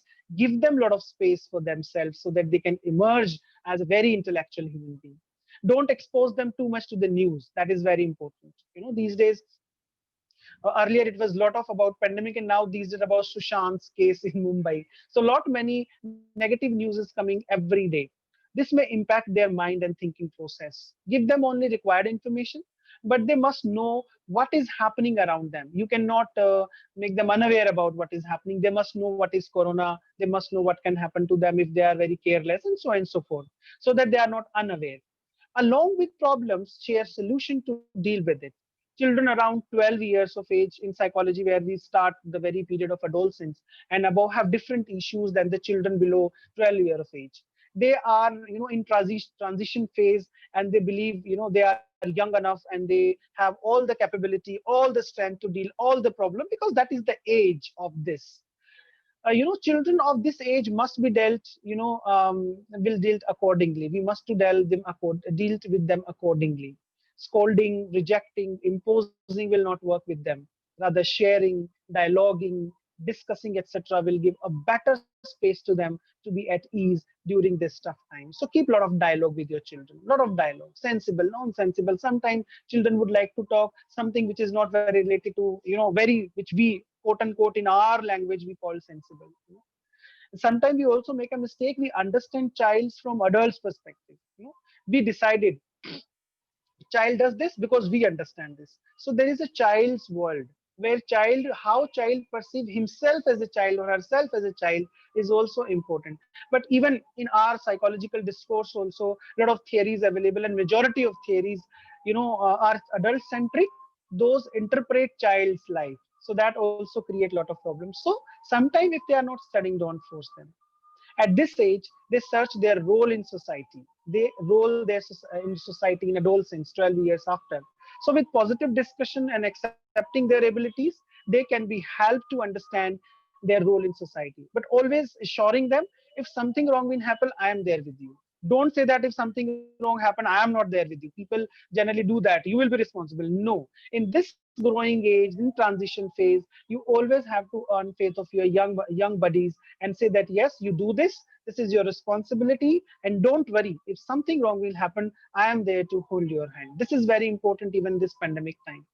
This trust and confidence is very, very important. This will encourage them to share everything to you. Sometimes children doesn't share everything to parents, but if you will give this sort of faith in children, they will share every single thing which is happening in their life to you. This age group, which is 12 and above, is much aware about the world outside, and so they may have feel anxiety, generally anxiety happening due to absence of threat. Generally, anxiety happens when there is no threat.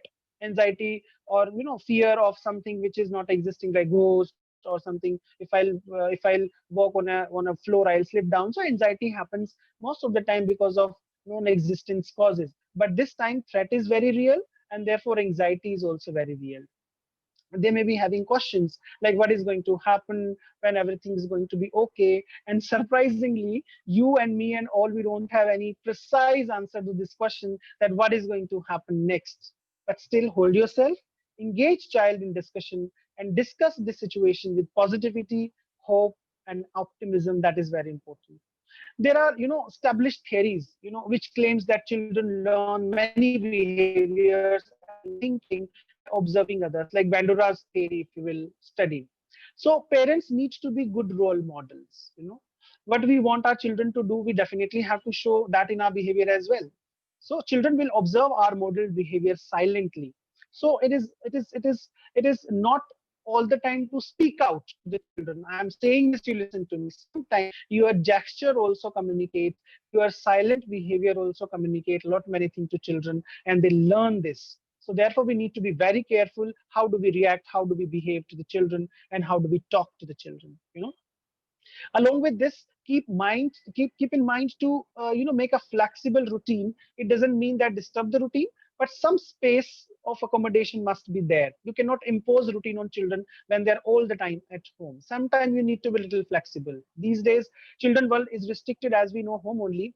And so allow them to talk to their friends via phone, via Zoom app, and via WhatsApp. Not that we want them to be habitual of this, but definitely to make them socially connected. It is very important. Social sphere is very important in child's life. If they will not be talking to their school friends on phone or Zoom or WhatsApp, then definitely they are going to feel alienated. They will feel that their friends are still there if you will allow them to do this. Let them, spend some time with their friends, talking about their daily routine, what they have done today, what they have studied today, what they have played today at home, what innovative work they have done today. Give them a lot of space to them. You can plan some virtual games activity, and can involve their friends in that. Like Ludo is very common, people are playing, and there may be a lot of educational activities emerging in this pandemic. You can engage your neighbor children and the children those who are living far on online this thing. Such activities will work as a stress reliever. Why I'm emphasizing this? Because it is a stress reliever, and they will feel more relaxed and comfortable about this situation. National Institute of Mental Health and Neuroscience also has suggested certain ways through which you can help children, like provide assurance whenever they need it, keep them in contact, with their friends, manage your child anxiety, and so on and so forth. Such suggestions have also been given by NIMHNS, that is National Institute of Mental Health and Neuroscience. Despite all support and engagement, children may feel uneasiness. Due to this, they may repeatedly do some actions or ask, for different things, such as they may ask food very often, because at home all the time they are doing something. So all the time, हम लोगों को भी बहुत भूख लग जाता है. So we also feel very hungry all the time and start eating something. So try to be very careful about that. Once you see these days, parents are also making many different kinds of food with the help of internet. Every next day you will see a video and internet people teaching how to cook and things like that. Too much experiment will not be a very good idea with the health of children. Don't do experiment in fooding with your children. It is good that people learning new tricks, new ideas, new recipes, but let it be very careful and aware what we are going to do over experimentation with the cooking. Children will demand food all the time. Yes, that is sure. They are growing, they need food, but you have to provide them proper and required substitute. That means when child asks food, you should not say no, but you developed a menu of the food for a week for the children. When you will prepare on your own, they will not accept it. But when you will sit with them and you will prepare, okay, this week we'll have this food, and they will give their ideas, Sometimes give them to have some junk food, sometime, not always, but now and then, and you incorporate their idea also and your idea also, and that collectively paste that schedule in your kitchen or somewhere, and they will definitely every day morning ask, okay mama or father will be having this today morning, and you will see a wonderful change over 2-3 weeks, that children are very, very motivated to have homemade food. Spend good time with your children to take it as a blessing in disguise. Do things you always wanted to do with your children and a good time. For example, sometime when you play with your children, they're young. आप जानबूझ के हार जाइए, you lose the game and they feel so happy. You're not losing game because you're a loser, but you're losing game because you're losing game, you have a lot of strength and motivation child, and next day also they will ask, okay, let's play chess. Okay, and just also you defeat yourself, and then children let him win, and this will boost his motivation to play lot many things, and gradually you increase the difficulty level, and child will be enculturated and socialized in this very with very idea. So there may be many problems with parents. Those are beyond control, such as unpleasant, you may say that some parents will lose their job during this time, but trust me, children cannot do anything in it. If we are losing our jobs, we are not having so many things, so we need not to share all these things with children for two basic reasons. One, they will not be able to help, and second, they will feel uneasy, restless, nervous, anxious, and so on and so forth. Whenever possible and whatever possible, try not to share your problem with children. Many parents will become unemployed, and children who are dependent on school meal, midday meal, they will also face difficulty during this time. There will be a huge migration, you will see, which will disturb children's life, because a lot of migration has happened from Delhi to South India, South India to North India, and Bihar and UP, and this is going to disturb children's life, definitely. Finally, taking care of children is important, but does not mean that parents or caregiver will not take care, himself or herself. It is important for parents to be aware about their own health, and therefore it is very, very important that they should understand this very idea which I'm saying. They deserve to live a good mental health, and they have right to live a good mental health. It's not only that mother all the time craving and doing all these things, that okay, I'm mother, I have to do this sacrifice. Please come out with this notion. You are a human being, you also deserve and you have right to live a healthy physical and mental life. So definitely now I'll be a little bit talking about how you can be you can be a very as a parents or as a caregiver, how you can become more healthy. One need to understand that first, he or she should be mentally healthy to facilitate others mental health. If I'm not mentally healthy, it will be difficult for me to help other people to be mentally healthy. So parents and elder in family have a huge responsibility in this time to take care of their children. But what about their mental health? They also feel uncomfortable, they also may feel anger, they may feel annoyed, they may feel anxious, they may feel disturbed, and so on and so forth. And this will directly influence children's mental health at home. you know Parents may also have different problems related to job, family, society, and so many things like that. It is essential that they also keep themselves psychologically healthy. Some suggestions are, I'll be discussing now. One can use many or whatever they can use to be mentally healthy.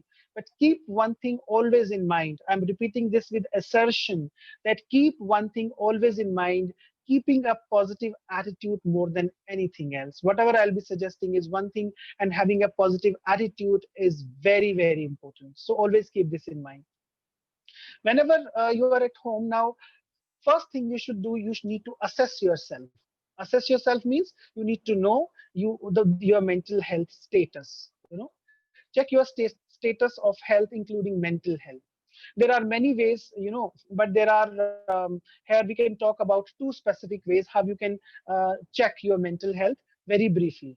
Let's say, in fact, in first way, think and make a list of mentally healthy person, and where you stand, you think about that. And have you prepare a list of mentally healthy person? You think whom you consider a mentally healthy person. Take a paper pen and make a list of 10 such qualities. You can discuss your spouse, you can discuss your relatives, you can discuss your children, and make a lucid list of whom you consider a mentally healthy person, and then tick. It's a very easy method. You tick what are you doing and where you stand for. You will be easily identify, okay, these many things I'm able to do, and these many things I'm not, convincing at present time. So you'll be able to have a very, very detailed understanding about your mental health. You know, think when you feel almost, and how you will make that list. Like, think you feel most happy in which situation. Like at home you feel more happy, or at job, or relaxation and children, and where you feel more comfortable. You feel comfortable by watching TV serial, or you read something, you do gardening, you deal with your pet, and so many things. So you list a detailed list, and then you tick very points, and you will see how many things you are able to do or not able to do, and you will be able to relate it. After this list, tick against each of them and check the inadequacy or frequency of your doing these days, and you will be able to know your mental health status in detail. Second, again, make a checklist. What you used to do earlier to be happy, and what you are not able to do it now. Huh? It's the second process. You were doing earlier lot many things. Make a list. How many things which made you happy, but now what you are not able to do that, and you have to substitute those things which you are not able to do now to become mentally healthy. Otherwise, this gap will increase your frustration and probably your stress. So that is something you have to. It's a very quick, easy tricks. You can identify your status of mental health. There are many other such ways to assess your status of mental health. After this, you can relate these do's and don'ts with your often reaction towards events these days, such as anger, calmness, anxious, etc. So simple ways will keep updating you about change and change of your behavior, as well as will help you to be aware about your mental health. Another point I would like to highlight here is to value yourself. It is most important for everyone to value oneself, not only in difficult times, but otherwise also we should value ourselves. Self-respect, gives you a kind of faith and confidence about the work you are doing, and you will be able to take better and appropriate decision if you value yourself. To value yourself, take out time for yourself and engage with what you would like to do. Want to do such extraordinary work also, but now because at home you may not be able to do a lot many things, but you can do certain hobbies, you can do readings and some kind of project. This will refresh your mind and you will feel better. This leisure time is your right and you must get it. Sometimes we are overworked for the family, for the society, but this leisure time is your right and you should possess it. You must get it. So identify the spaces of your relaxation. No harm if you want to just lay down. आप सिर्फ सोना चाहते हैं, आप सिर्फ खाली बैठना चाहते हैं, no problem in that. So that you give time to think about yourself, that is also very worth spending time with oneself. Always have high self-esteem, which eventually will translate into good self-concept. We can take an example to illustrate it further. In every society there are identified practices, for male and female. Like female will do this and male will do this. Many societies in world, they have this bifurcation. Now this is the time that we need to break this monotony and this bifurcation in the society. And that is how you will think beyond. Mother is not made for cooking food at home all the time. Father can also cook. There is no harm doing that. Mother is not all the time doing household chores, even if they are not doing job outside. Still they have, and they deserve to be leisure time. All mothers sitting in this session realize that pura ghar mein khana banana, kaam karna, they are more busy than the earlier time. So I think they also need to value themselves, and they need to break this monotony to become mentally healthy. Be cautious about your physical health. That is very important. You as a parents and caregiver, as a teacher, or any other member of family has important role to play. So it is important to keep yourself physically healthy, not only because you have to do things for your parents and other things, because you also should live a very healthy life. Small things will make good change in your life. Eat healthy, balanced diet, take enough water every day. These are small, very tricky things we generally avoid alcohol and cigarettes, etc. Do regular exercise. If cannot do much, then do little bit. Do little yoga for some time and take good sleep. Trust me, in all of these, only sleep contributes good enough to be mentally healthy. आप सो जाइए एक थोड़ा सा शांति के साथ. ये भी आपके मानसिक स्वास्थ्य को अच्छा बनाने के लिए बहुत जरूरी है. Sleep, and then definitely healthy mind need a good sleep. and healthy mind needs a good body. Exercise and yoga definitely is going to help in this situation. We see that, in different times, like difficult times like COVID-19, a lot many information reaches to us, which is mostly negative, which is mostly not appropriate, like deaths, injuries, challenges people are facing, people are dying, people are suffering from corona. All the time we'll see these newses on channel and even other modes of information. So it is very obvious that we will, get a lot many negative thoughts in mind. If you have a fever, then suddenly you realize that, oh, it should not be corona and like this. Little illness will force you to think towards negativity. Even little illness will force you to think towards negativity, which is very obvious. But knowing the fact that only cough and cold may not be a very, may not be a very, very, a cause for the corona. We need to understand that, and there are a lot many things happening in life which may not be related to corona. So let positive ideas flow in your mind. To think positive, watch positive serials sometime, like laughter shows you can see, you can watch a movie you like, feel light, learn rationalization and context overthinking also cause for, sometime not rationalizing cause for negative ideas. So think rationally and behave appropriately. Your negative thinking also create home environment negative, which will impact children's mental health. So you need to be very careful about that. So welcome positive ideas. Positive ideas will flow positivity in your thinking process and the reactions and the interaction you are going to have with your children. Give me a second. Thank you. We must keep in mind that, negative thoughts do not provide any solution, rather complicate your thinking process and take you to the wrong direction, and finally you land to the wrong solution. Negative thinking, negatively you are identifying the problem, negatively you are assessing the problem, and finally you are reaching to a negative solution. And when this process on in a cyclic way, this small issues become very big issues and they culminate and create a lot of trouble in life. One wrong solution can multiply itself and problem can become multidimensional and multifaceted. So it is essential to keep in mind that positive thinking will lead you to have a healthy mind. Even when talk on phone, select people whom you want to talk about it. You have to talk about it. You cannot talk, you can call anybody and talk about it. You have to identify, okay, this is my friend, he always gives me positive vibes, then I'll talk to this person. I'll not talk to anybody. It will help reducing your unwanted stress. Always have a good friend in your life. Always have a good friend in your life whom you can share your issues, problems, feelings, etc. without any kind of burden, without any kind of fear, easily. Such a person can be very big support in difficult times. She or he, whosoever the person is, can listen you, and that helps you in your catharsis. Um, Dealing with stress probably is very important in this time, today's life. We all face stress in our life. Stress can be anything, related to anything, such as responsibilities, job demands, over expectations. We do a lot of expectations from us, over expectations. We want to achieve everything in very small time, over expectations, and no relaxation time, overwork, unhealthy environment, and many more reasons like this. But in majority of cases, person knows the reason for stress. It doesn't happen that, I'm not talking about the very serious depression cases, but in most of the time we are aware of the reason of stress. Let's say, I'll take an example. If I want to do lot many publication during this pandemic time, and I think that I'll be publishing 10 12 papers, then definitely I'm expecting too much from myself. One, the quality of the paper. Second, this may not be published. And third, what has made me to think like that I need to publish this much work within this 3 months and 4 months and 6 months? Then definitely I have set a very high expectation for myself, and for achieving this, definitely I'll feel frustrated, because we know it's not going to happen very, this thing. So majority of cases, person knows about the reason of stress but feel helpless to deal with it.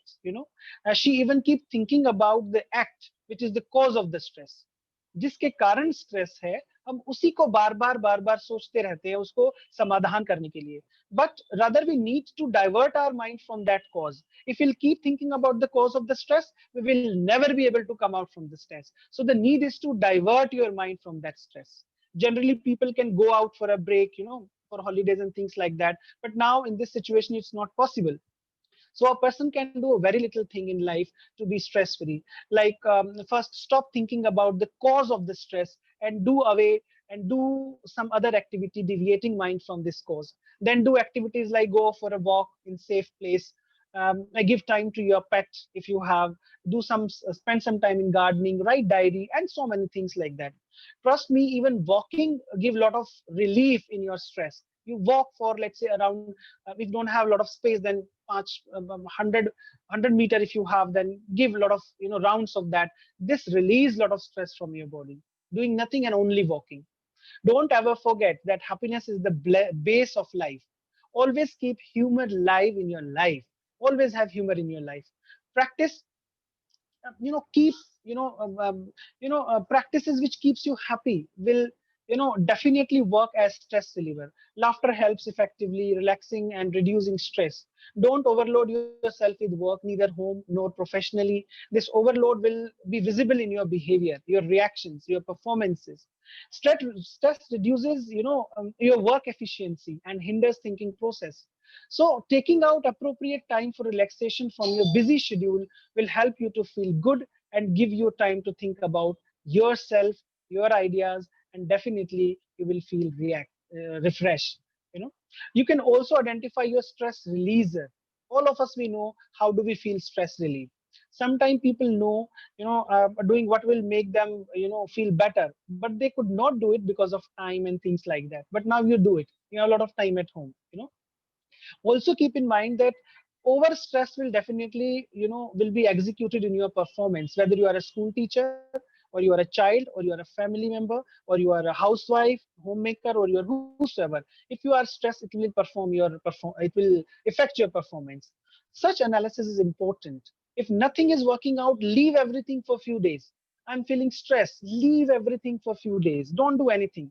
And when you come back from that, then definitely you will be you will come with a fresh mind, and it will be good for your mental health, and you will be able to produce better output from that situation. There are a lot many ways which can help you to become aware about your stress level, such as talk to approachable, sociable face, talk to your senses. God has given us good senses. Learn how to talk to your senses. Use relaxation activity. Understand and deal effectively with your emotional needs, and so on and so forth. you know um, uh, Work on achievable and realistic goals is also important. We have different aims for different domains in life. We set different objectives to achieve these aims, but in current situation it is necessary to keep or set realistic goals which can be achievable, which you can achieve. As I just said earlier, too much failure definitely promotes negative thinking. We are living in a very restricted zone, in a very restricted area. Every sphere of life is restricted, so goal also need to be set accordingly. Unwanted pressure will definitely develop stress and anxiety. It doesn't mean that I'm saying you not to have high goals in life. You must have high goal in your life. You always have different kind of goals in life, but we have to plan strategies appropriately to achieve those goals. The goal, strategies, and the process of achieving that, and the kind of engagement, these collectively help you to achieve those goals. How to do that? What generally we do, that we keep thinking, okay, I'll do this, and that is how. No. In this time, I'm giving you a trick. Just apply this.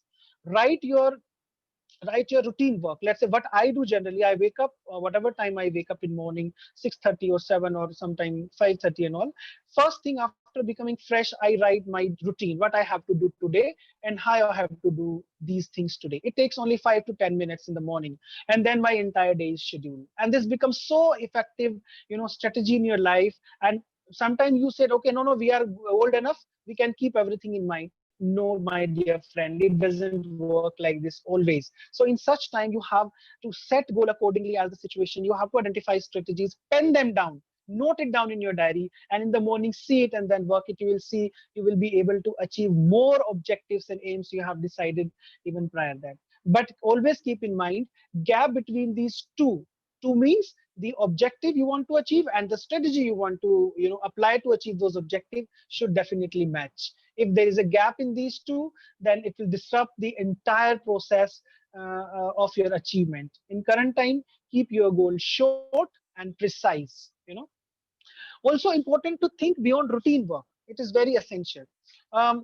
Don't think like we are doing every day doing the same work. During this time we have a fixed schedule, and we keep repeating it every day. This generates boredom, dullness, wearisomeness, and monotony in life. Therefore, you must do something beyond routine work within whatever is available and possible. I'm not saying you to go somewhere else, but whatever available and possible, you should change your routine work to some extent. This will this breakup will put you in a different path altogether of happiness, and take you to away from the dullness and monotonous and the repetitive tasks. There will not be much scope doing in this time, but some suggestions I can suggest you for this thing. Decor your drawing room. Let's say your drawing room has certain paintings, certain things. You just change your paintings of drawing room to your bedroom. You didn't do much, but you did a little change. This newness in the atmosphere give you a lot many ideas, lot many things. You will feel a different space altogether, and it's a very small thing. You may feel, oh, it is very normal, but no, if you'll change the decor of your house, it will give lot many positive vibes. This change will give you a newness in your old context. If you are an academician, read something which is not your specialization. Let's say if I belongs to psychology and sociology particularly and research, then definitely if I'll keep reading about that, it becomes monotonous because we know a lot of things already about this domain. But if I'll studied about, let's say, some new innovation happening in sciences, some new things happening in mathematics education, those are not my areas. It will give me a lot many new ideas, even not for the other discipline, but my discipline. How should I look towards sociology, psychology, research in education? Lot many new idea I will be able to take out from the different discourse which I am reading. So read something which you are not reading generally. Read something else. This will break the monotony. It happens because a specialist of an area, you already know lot many things. So if you go to other area for exploration, you will get to know new perspectives and ideas. You are the most eligible person to decide what will break this prevailed monotony in your life. So keep trying. It's not that Sandeep is saying you do that, but you understand, okay, that is how life is moving, but if I'll do this, it will break the monotony. You should apply that. This is the only one life you have, and only one mental health life you need to live. So always try what you have in your life, always. Minimize and avoid cigarette and alcohols. I'm not talking too much about that, but it's a very prominent, not in women that much, but the male counterparts, the cigarette and alcohol, we don't realize how they become part of our life, and now they are ruining our life. Another important point I would like to highlight is that you are most responsible person as a parent, as a teacher, and it is very important for you to be healthy. So if you feel you need help, please ask for it at the right time. Don't behave like sacrificing your life. If you feel that you need help, just ask for it before it's too late. Seeking help when you need it, it shows your positive perspective towards life and towards other. It doesn't show the symptoms of your weakness. Some people feel that, okay, I don't want to share it, like people will say, oh, he need help and weakness, I'm strong enough. No, nothing like that. When you need help, please ask for it. Sometimes it happens that we are not able to deal the problem alone and need help from other person. you know um, and that person should be very, very, very close to us, as I said earlier, whether in interpreting the problem or setting the strategies or analyzing the problem, etc. We need help. Do not behave for the sake of sacrifice. This will not help in addressing the issues. Rather, this will accumulate the whole problems, which may become a bigger problem later. So as I said earlier, keep a good friend, and you can openly share your issues and challenge with him. And a person whom is there with you when you need help, please ask to the person. Okay, you need not to cover every step. Generally we believe that if we are doing some work, every step we have to cover. You must be doing different things every day. Let me take in a very easy way. You must be doing different things in every day. In some you get success, and some you don't get success. You will be able to make some people happy, you will not be able to make some people happy. You can all this is absolutely fine. You need not to worry about that. You can't make everybody happy, you can't achieve all the goals, no? You need not to take this burden on you that you failed. Everybody fails in life some point of time. Do not live with this guilt of failure of satisfying everyone. You can't satisfy everyone. Do your best and then let it be. But I'm saying that do your best. Don't do compromise of your best. Do your best and then let it be. Think more about your effort you have made to achieve something instead of what you have achieved. Prioritize your work you want to do. Don't try to do everything every time. You can't do this. So it will generate chaos otherwise, in your life, and complete disorder in thinking and action also. So to avoid this, it is important that there is no need to cover every step of a staircase. There is no need to cover every step in staircase, right? So understand it. Learn to take blessings in disguise. It is also important. Current situation is vulnerable to all, and everyone has deal with it as per their abilities, as per their positions, as per the accessibility. Always keep in mind, stressing about the available situation will not help. I don't have this, I can't do this, this is the situation, what should I do? That it is not going to be it's not going to be going to help you. Need is to think how to make this crucial time more useful, happier, and productive. Consider it as a challenge, consider it as a blessing in disguise, and do things you always wanted to do but could not do because of limitation of time and other kind of constraints you are facing because of your work and other social issues. You are not able to do your hobbies, readings, and things like that. Do it now. You must be having a list of things which you always wanted to do. We all have a list we always wanted to do. This is the right time to you to do these things. Convert stressful time in more useful and productive endeavor. You can set it as an experimental phase where you learn to convert negative environment into the positive. And also, the final point which I would like to highlight here is that um, don't harsh to yourself. Never harsh to yourself as a parent, as a teacher, as a caregiver, as a general person. Don't harsh to yourself. As parents, you must be doing good to your family, good to your children. But sometimes you fail doing it, and you exert too much to do this. Always remember, you are also a human being. You also have a body like others, feel like others. This exertion is not good for your mental health. So don't be harsh to yourself, whether you fail or you pass. You are not achieving what you wanted to be. Treat yourself with love, care. Take proper care of your physical and mental health. So what I talked today about, I just would like to summarize this in few lines, that the current situation is very grim, and everything uncertain in COVID-19 has imposed lot many changes in our life. There are different issues, very issues bothering the world, related to security, related to health, related to food, education, even people's life. Lot many things are being discussed. But we also need to understand that we all have to keep hope alive in ourselves. Okay, so that we can face this situation with planning and safety. This time is not only critical for physical health, but also mental health.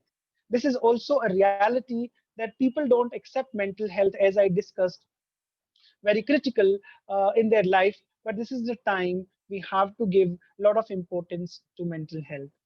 Lot many things are changing, and we have to learn to adapt accordingly. Though this sudden change is challenging and difficult, children face, as I discussed, difficulties in dealing such situations, and they may feel anxiety, dullness, unhappiness, nervousness, apprehensive. They may feel all kind of things, and as you also can face all these issues. They may also show sleeping disorder and things like that. So we need to be aware of this. That's what I have discussed. Parents and caregiver have to be sensitive and should avoid imposing anything on children. Interaction and dialogic process will help in dealing with problems. Parents and caregiver also should take care of their own health.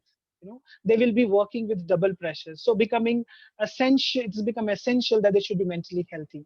The need is to be stress free and to keep their mental health good. They must access their mental health and should give we must assess our mental health, and we should give valuable time to ourselves. It is important for them to be curious, cautious about their physical health, and always welcome positive ideas, so that mental health and physical health can be dealt effectively.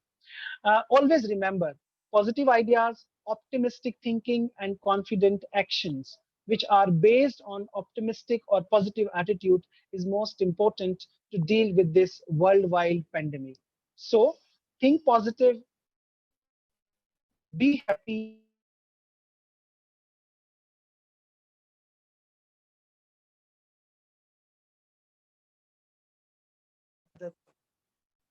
Thank you very much. that I have planned to discuss with you people today. Thank you very much for inviting, and whenever will time come, I'll be here and can address certain queries if anything is there. Thank you very much. Thank you, sir. Now I would like to thank Dr. Sandeep Kumar, sir, for his holistic and such a comprehensive presentation. Thank you, sir. Thank you very much. Now I request the participants who have any questions or any queries regarding this area, we will communicate with you after completion of second session, sir. Okay, sir. Now, technical session 2, area of presentation is psychological challenges in adapting to online teaching and learning. Now, I request Pallavi D, lecturer, SVK National College of Education, Shumoga, to introduce Dr. Archana Bhatke, Associate Professor and HOD, PG Department of Psychology, Surana College, Kengeri, Bengaluru, as a resource person of this session. Over to Pallavi, madam. Thank you, Dr. Chidanand sir. Good afternoon, everyone. Myself, Pallavi D, working as a lecturer at SVK National College of Education, Shimoga. It's a great pleasure for me to introduce one of the resource person of today's webinar, Dr. Archana Bhatt, madam. She is a well-known scholar and she has completed her MSc in Psychology from University of Mysore in the year 2002, and she has completed PhD in Psychology from University of Mysore in the year 2017. Madam has vast working experience and she served as a resource person and examiner at Kuvempu University Distance Education Programs in Mental Health in association with Manasa Education Foundation for Mental Health from the year 2009 to 2019. And also she served as a soft skills and communication trainer for graduate students of Tunga Mahavidyalaya and Government First Grade College, Tirthalli from 2008 to 2013. And she has trained the Government College students of Shimoga district on modules based on Sahayoga and Vikasana programs by Government of Karnataka. She has worked as a guest faculty of psychology at Government First Grade College, Tirthalli. Madam has served as a planning consultant at Gokula Education Foundation, MS Ramaya Group of Institutes at Bengaluru. Madam has worked as a coordinator for India Platform, a platform for collaborative research in India and Europe, which is part of University of Ghent, Belgium, and includes studies in social sciences and hosting a research program called Comparative Science of Cultures. She worked at BMS College of Engineering as assistant professor in the Department of Mathematics, Humanities and Social Sciences, and presently Madam is working as the head of the department in the postgraduate studies in psychology, Surana College at Bengaluru. And also Madam has published several research articles in various journals. Madam's areas of interest are corporate coaching and training, online blended pedagogy, ICT in education, youth training, outcome-based learning. Apart from all these, she is a dedicated and committed teacher, and this would be my great opportunity to introduce such an intellectual personality. And I hand over the session to the madam. Over to you, madam. Thank you, Professor Pallavi. Thank you. Before I begin, I just want to ensure, can you people hear me? Yes, ma'am, you are audible. Yes, madam. Okay, thank you. Thank you very much. Yes, thank you. It's my pleasure that I am with SVK National College, because it's a college, actually, in fact, I think the founder secretary of National Education Society happened to be my grand uncle. So I am related in a large way to your institution also. Though I have personally not studied in any of your institutions, my son has happened to study in a school which is run by your society. So I do come from a rural background myself, and I am also from Shimoga district. And it's my pleasure that I'm over here. I thank National Education Society for that.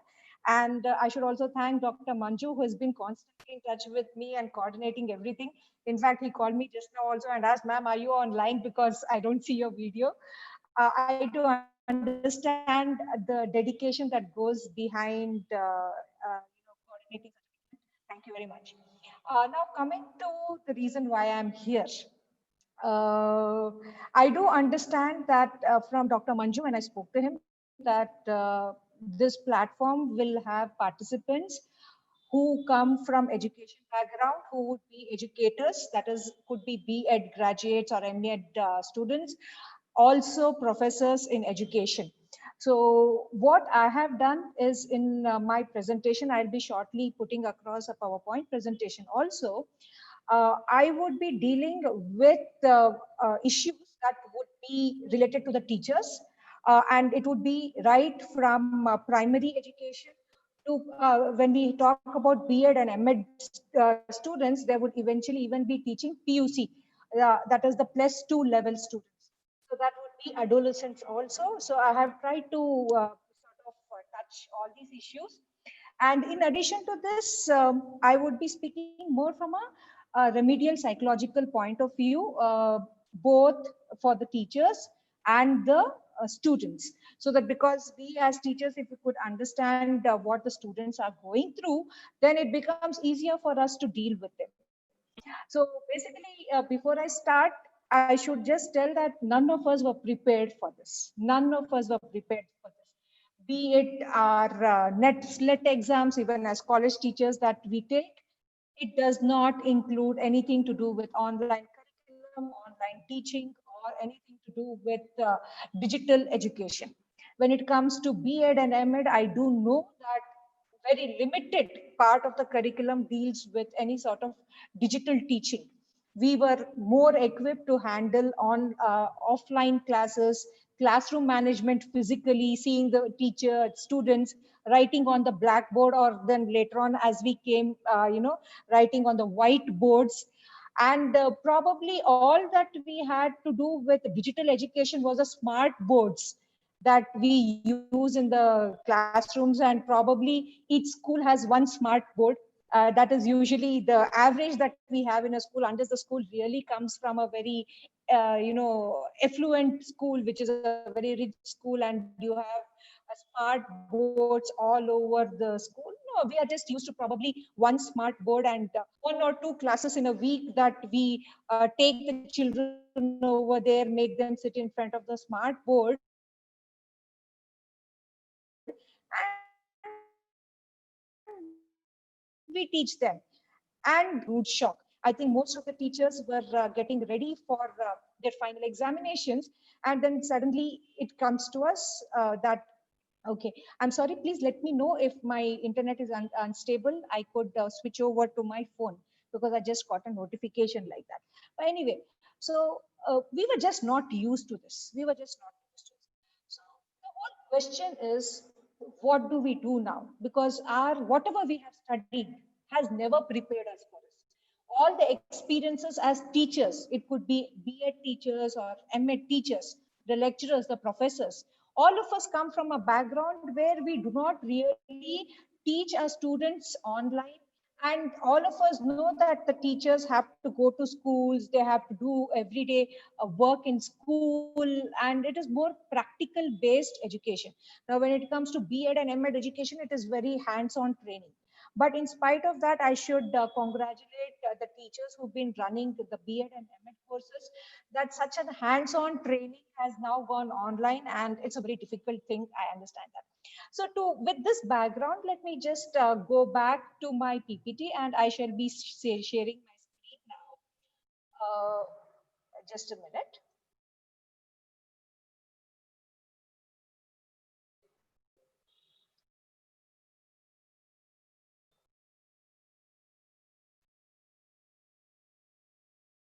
Okay, I request the host to enable me to share my screen.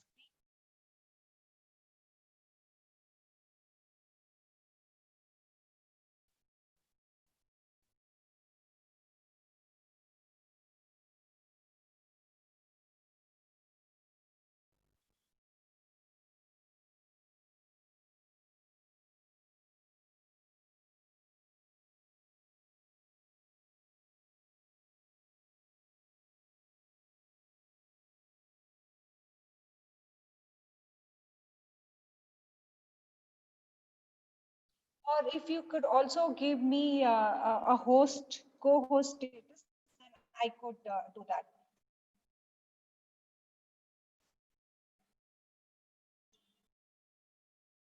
Okay, thank you very much. So I see that I'm a host now.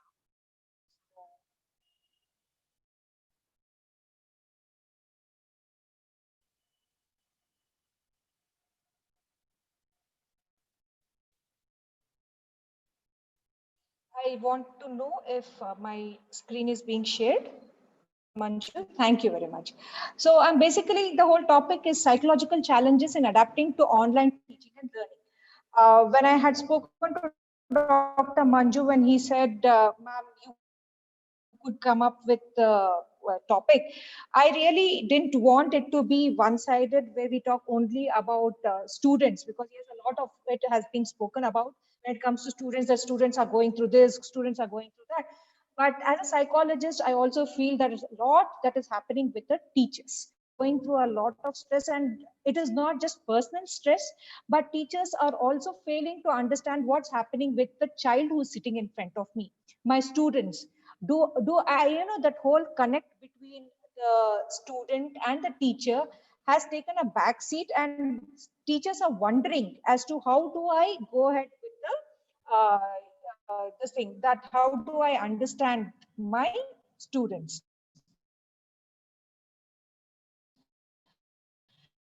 present context, right?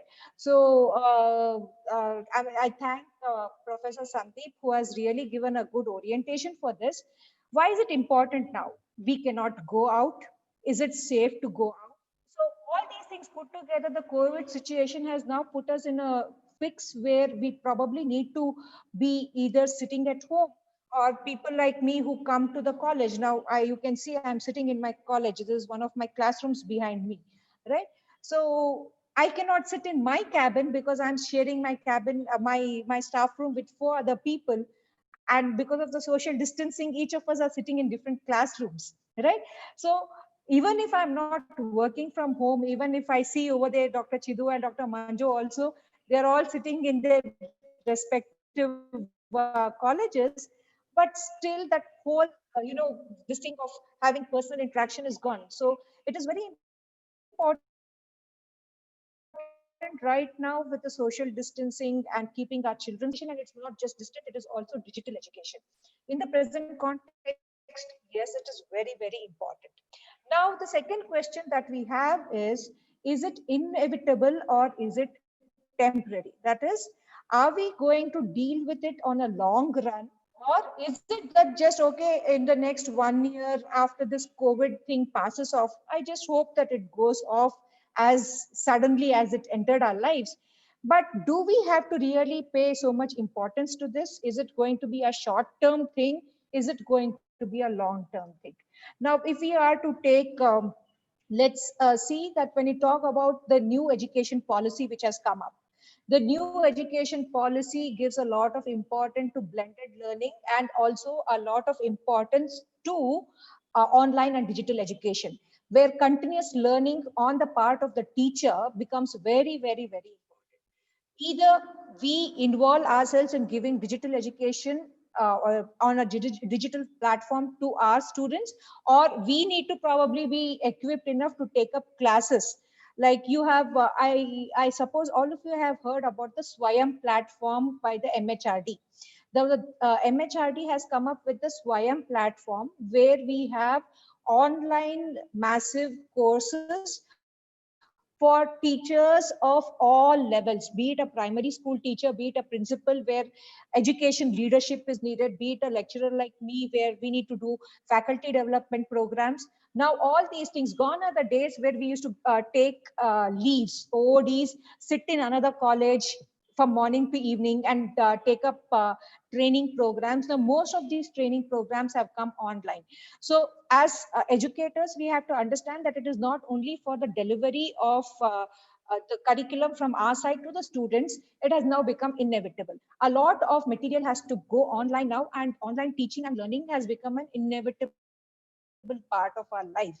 And it is just that this COVID situation has given it a push that, okay, it has now, we are now forced to accept the reality that yes, digital teaching is a reality and it has to be a part of our life.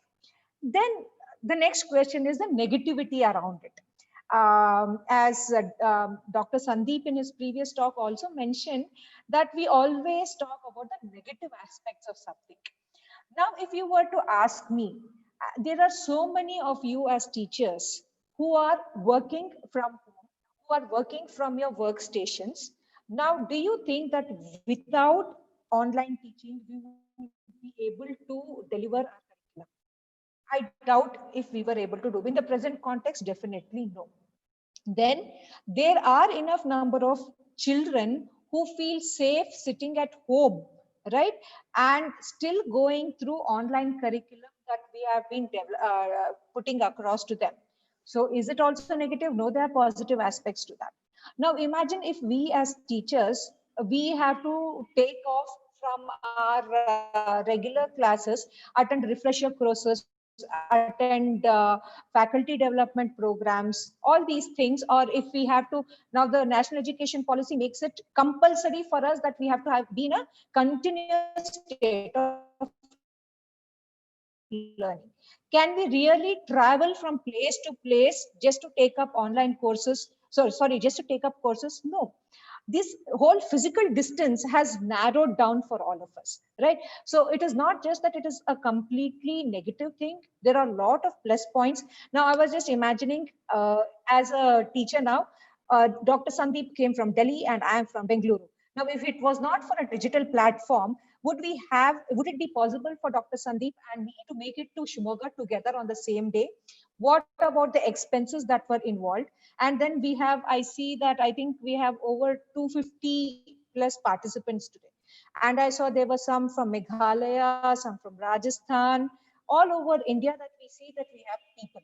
Now, what makes people attend seminars or webinars like this? Online teaching has made it possible and also very, very cost effective to a large way. But yes, I do accept that how much ever we speak about the positive aspects, there are a lot of negative aspects. And these negative aspects stem out of two things. One, the connectivity and the infrastructure that we have, right? So now it is inevitable, all schools and colleges have to go in for infrastructure where digital teaching and learning has to be possible. It is inevitable that when you take in children, we also equip them with phones or iPods or sorry, tabs or whatever, which is actually difficult, but yes, probably it also becomes inevitable. So the infrastructure part of it is a different one. But what is it that we are here today? Here, the negative things that we have is more to do with the fact that we are not ready for a digital background. We psychologically have not prepared ourselves for this sudden change in paradigm. We have not understood that, okay, how do I change this? Change, this word change is a very difficult thing, right?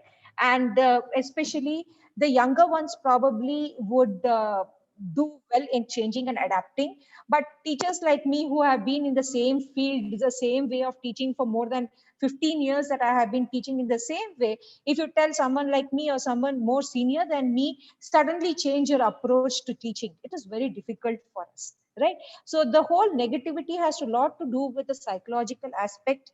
And the next thing also comes with it, that are we ready for it? We were not ready for this drastic change. We were not. But henceforth, we have to be ready for it. And then are the students ready for it? No, they are not ready for it. We had not equipped them because what happens, it is told that, for example, if you're a college professor, you would know that in the NAC, National Accreditation Council that we have, I think this is in criteria 7, that online digital material is a compulsory component. Now, how many colleges really followed this? How many colleges really went ahead putting a component of their class on online, whatever platform, be it on YouTube or online classes? None of us, though this was in 2017 that the NAC changed the criteria and said that online component is a compulsory component. ICT in education is not just limited to using of PowerPoint presentation in classes. No, there was something that they asked that, okay, you have to use technology where you have study material put online. Many colleges did not go ahead with this, and this, yes, we were suffering because we were not ready for it, and because we did not train our students either to use it, right? So in a way, our slowness in approaching this has caused us not to be ready for it. And the last question that we have when we are talking about online teaching is, can it replace classroom physical teaching? No, it cannot replace classroom physical teaching. It can probably only complement. That is, it can be used with physical classrooms a little further to enhance technical knowledge and reaching students who cannot come to our college, our classes, right? So there is no way that online teaching can completely replace, especially in primary education and secondary education. It is just not possible. So keeping these things in mind, so you have the chat box over there, and all of you have been writing, I'm from this, I'm from that, nice, whatever, what. So my question right now is, there are many students in the audience. I want you to write what has been your experience with online class. So just use the just use the chat box and let me know what has been your experience with online classes as students. So if you can just write there. So let me just go to the chat box. It's been very challenging. Online teaching is not inclusive and accessible. It sometimes becomes hectic. It is one way, very good. It is challenging again. Anyone else wants to contribute to that? It is not focused. Yes, we have Prakash over here telling it has been good. Yes, and Naveen sir says that problem with the application. Very good. So that's a technical part of it. It is very difficult to focus. Now there's a student, no emotional attachment from the teacher side or the student side, not motivating, lot of technical issues. Challenges are there, but it is good. Less time and more learning. So it's a positive aspect. Limited scope for the learner. Teaching fun activities, but we cannot access how much children have learned.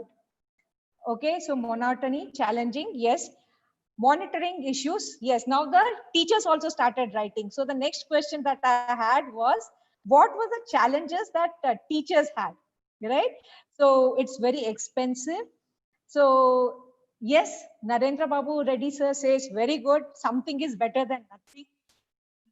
Rural areas dealing with parents. Yes, now all the teachers have also started talking. Okay. Totally needed more. I didn't get over there. So anyway, cannot reach all the students. Yes. So thank you. So I'll just should be more competitive. Yes. So let me just take useful in the pandemic, smartphone not available. So again, technical things. So yes, so keeping all these things in mind, anyway, the next question was, as a teacher, what was the challenges that you had? You people have already answered for that. So a lot of negative things, lot of positive things, and yes, it has been a challenge. The main challenge when we went through the chats right now is reaching rural children, network issues, and basically technical issues. Now, the most common things that we have been following is, one, we have been following the Zoom app. In India, when I have taken classes for schools, I have seen that they either use the Zoom app, or they use Google Classrooms, or they use MS Teams. Right? These are the three most common ones. And then yes, as they go higher into the colleges, they have been using WebEx, they have been using go-to meetings, all these things, right? So webinars, something, okay, all these things that people have been using. One, yes, I totally agree when a principal said it is expensive, right? So I do understand that from a management perspective, from how management principals have to go through, getting fees for online classes has become a big issue. Because they say that anyway, we are not using the infrastructure of the school or the college. why should we be paying the fees that the college or the school is demanding? So this has been one of the main things, and getting fees is one of the main issues that people have been dealing with. Then when the fees collection is lower, can the management afford to invest on a expensive app like be it Zoom, where it has to be licensed, and or do we use Google Classrooms, or do we use MS Teams? Yes, it has been a big issue.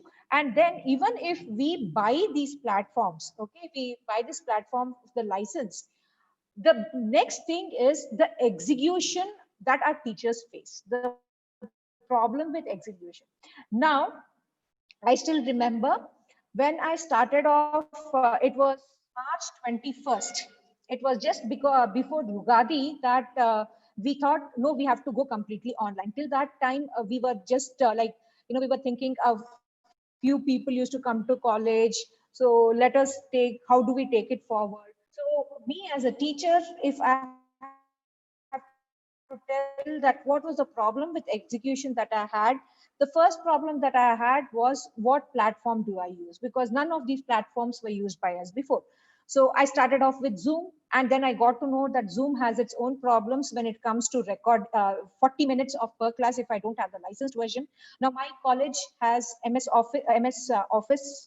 Teams as a licensed version, but MS Team has its own problem. I don't know how many of you have been using MS Teams. It's a very, very heavy platform. So heavy that in rural areas, the app doesn't open at all. And if you are using a web-based application, it doesn't open properly on the websites. And then the next one is, if your students don't have MS or MS Suite official email ID, they cannot access the recording. It will record because you have given access to recording, but your students cannot have access. So each and every student should have their own email ID. The same thing is with Google Meets also. If you don't have a licensed version, you cannot record the meeting at all. You can go talk, do everything. You can use the Google Classroom. Everything is fine, but then you cannot record your classes, right? If you don't record your classes, then what? So execution is a new thing, and then the teachers have to be trained in using these applications. For example, we saw that in the beginning of the session, there were many people who didn't know that they had to mute the participants. Now, both the students and the teachers have to understand that as soon as we come to the class, I have to mute myself.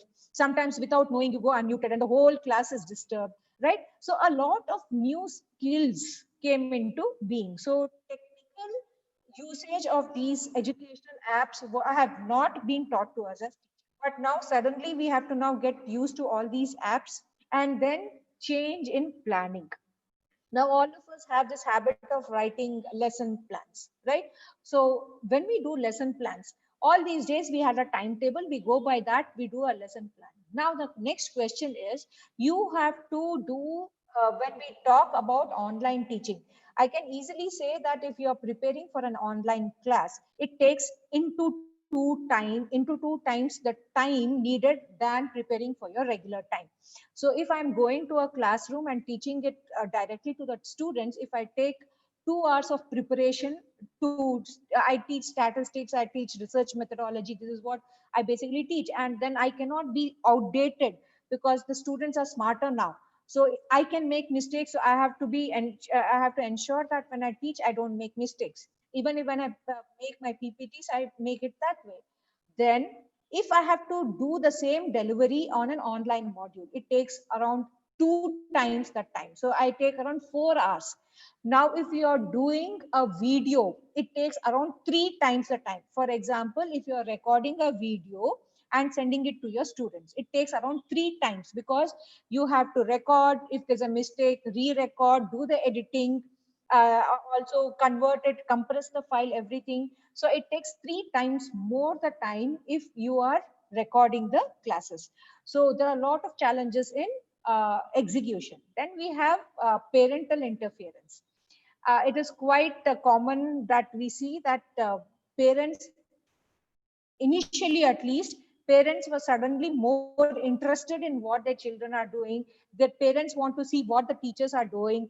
I'm not telling that it is wrong, but passing judgments on the teachers in front of the children can have a very negative impact both on the child and the teacher. The motivation of the child, the motivation of the teacher falls flat. None of us have been ready for this. So for example, let us take that there is a doctor as a parent, and suddenly the doctor is now told you have to do consultations online, no more seeing patients directly.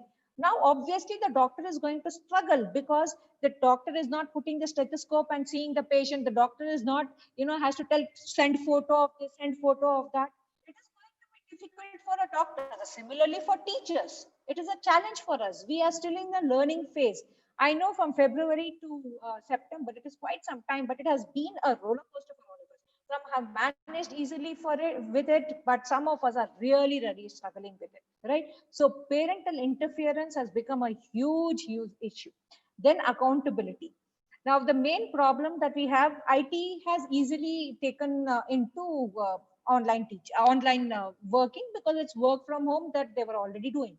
But teaching has never ever been off campus so far. Now, the management can ask how many classes have you taken? What is the proof that you have worked, right? Accountability. How do you tell your superiors that I have worked for so many hours? So when we are in the campus, we do a lot of official work. We do a lot of corrections, everything. What is the proof for your correction time? What is the proof for your evaluating time? We only have proof for our online presence. That is when we take class, we have. But what about the time that we spend in correction? Not all management is also so friendly. So the teachers are under a lot of stress trying to prove that, okay, I have worked so much, so you have to pay me so much. So accountability is a huge thing. Time management especially is a huge thing because the time that you take increases exponentially. And also, if you're working from home, it is a multiple issue because you cannot say that I'm not going to do my work at home. People are going to say, I want my lunch, I want my dinner, especially for women, it's a big thing. Work-life balance has gone for a big toss. I have been the director of the institution part-time for some time during the pandemic. And whenever I had asked the faculty members to send me reports, okay, for monthly report or for NAC, I want some report. The men usually used to send me during the daytime. I used to receive mails from the women faculty members at around 1 o'clock, 2 o'clock in the night. And I used to wonder, why is it that the women said, see, most of that time, especially during the pure lockdown, the women or the men also used to work from home. Now, when you're working from home, it could be that one spouse is already using the laptop because the spouse is working from home. The children have to be accessing the laptop or the smartphone because they have online classes. Then what happens? Women end up doing all their housework, all the teaching, all the documentation work happens after the laptop becomes free at 10 o'clock or 10:30 in the night, because on the phone they cannot do documentation work, right? So all these things became big issues. So work-life balance has really gone with our toss, and I completely agree with what a majority of you said. Let me just check. Right. No, because I wanted to see what the chat says. Okay. Okay. So what about our students? So, there were some questions over there, which, as Dr. Chidanand said, we will deal at the end. So the personal touch, I agree, the personal touch is a problem both sides, not only with the teachers, but also with the students. I'm sure a lot of primary school teachers agree over here that personal touch is very, very important for younger children. There are children who will come to you, who will touch your sari, who will say, ma'am, you're looking very pretty today. Sir, you're looking very handsome today, right? And they like you as a person. The teacher is the secondary thing. Especially for primary school teachers, the teachers, whatever they are, become mother image in the absence of the mother, right? And that connect is totally lost in the primary school. Online, on screen is on cannot ever tell that, no, I am going to get over it. No, there is definitely going to be a digital divide, and definitely the personal touch is missing. And how does it affect our children? Whenever the children lose a personal touch with the mentor, see, for children, the teachers are not just teachers who are one way telling things, and then on the other side, you just receive it. Passive reception of information is not a part of primary school education at all. At least when they get to PUC, then the connect with the teachers comes down a bit. But in primary school, it is very, very high. And when the children, for them, they are not just teachers, they are also mentors. That is, they go and share. Ma'am, gota ivattu घर में ये हुआ, mummy daddy के साथ झगड़ा कर रही थी, this, that, everything. They blabber out everything. So the teacher knows where the child comes from. If the child is not in a good mood in the class, the teacher knows, the teacher can feel it. If the child is sitting very sad in the class, the teacher can definitely go and ask what happened, why are you like this, because there is a personal, the child can share. It is not just that with the teachers that the child can share.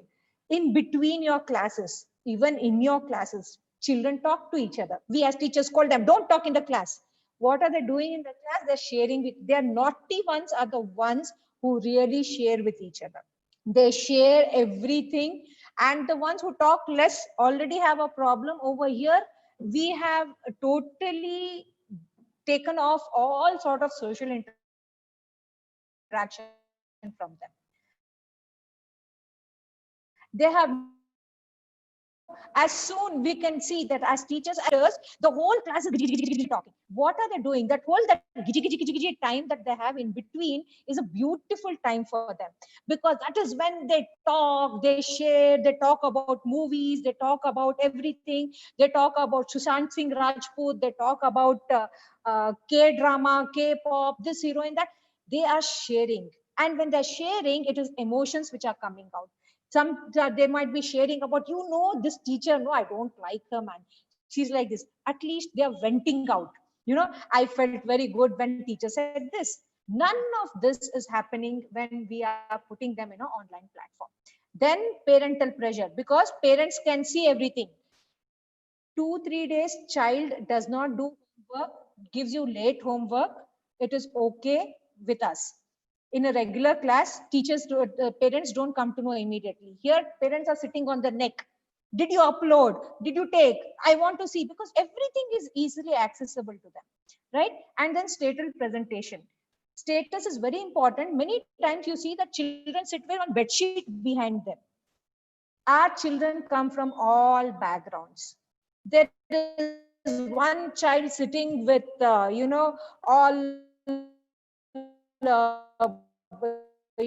digital this thing, that, and one nice interesting chair for the child, and then there's one child sitting on the floor, and then there's all clothes hanging behind, small house.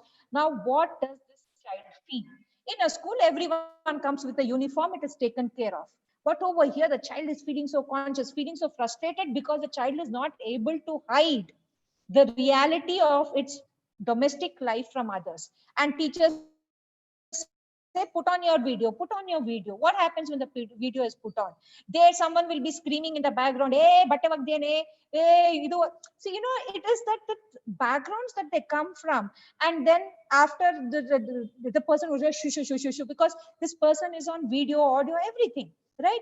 So all this becomes a real problem. The child is very, very, very, in a uniform, you don't know what background the child comes from. In a classroom, you don't come to know. But over here, the child is being under so much pressure that I have to protect my status also. All this is very troublesome for a child.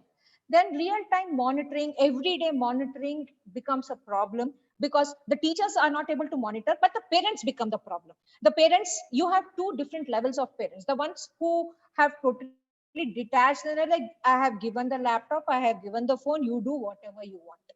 There is absolutely no monitoring. And then you have the helicopter parents who are sitting like, like I'm sitting under a fan, parent will be like one fan over my head. either ways it is not good for the child. Total where the child is left totally detached is also not good for the child. If it is totally taken care of in a way that there is no freedom for the child also, it is a problem. Imagine the child goes to school every day, comes back, goes by bus or vehicle or whatever, before the school starts, after the school ends, the child is sharing. None of that is happening over there. So social interaction is a huge problem. Who do I share with? Children are going into depression, children are going into anxiety, a lot of things are happening, but who does the child share with? It has become a huge problem, because of which the mental well-being of the child is totally compromised. Then physical well-being, sports, dance, none of that. Why is it important? Many people tell that okay, online classes, leave only core subjects you do, but isn't it important? At least as educators we do know that physical well-being also is a direct contributor for mental health. We as soon as we have that PT class, you should see, all of us have seen the children running out as if this is the last time on earth, their day on earth, and they want to enjoy life. That is how they run out. We all know when an extra class comes into a PT class and the PT class is cancelled, you should see the faces of the children. They will hate the teacher who has taken that extra class, because anything you do is okay with the children, but PT and games period should not be taken away from them. And this is not only for primary school children, it is even for 10th grade or whatever grade classes we have. For them, dance class, singing, our whole process of everyday assembly, right? Everyday assembly is like that whole thing, they sing together, the feeling of belongingness totally gone. And then we have some special cases because of the pandemic. It's not just in the school, even at home they are restricted. Don't go out, don't mix with people, wear your mask all the time. I just wonder, even in my apartment complex, I see children cycling everything with that mask. I sometimes feel, I just hope these children don't faint because they just can't breathe, right? So much of everywhere that they are restricted. At least in the rural areas you have bigger houses, probably in the urban areas we live in apartments, right? In my house, if I take, mine is a 2-bedroom apartment, and then because there are around 2000 houses, my son can't even go out and play because there's so many people, he can just get infected. And below my house I have a positive COVID positive patient.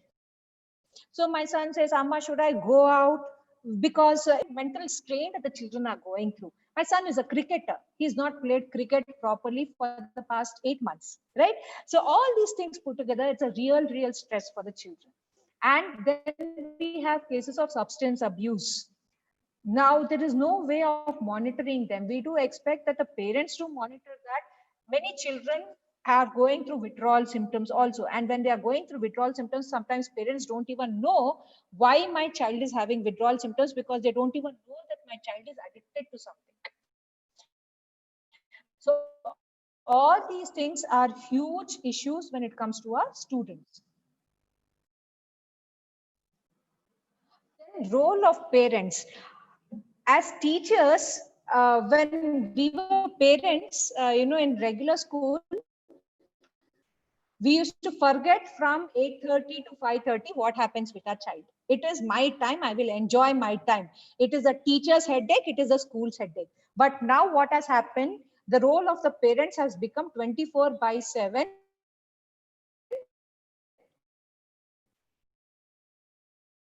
They have to be care. I cannot scan. And then if you say that okay, the child is having a problem, you cannot do anything as a teacher.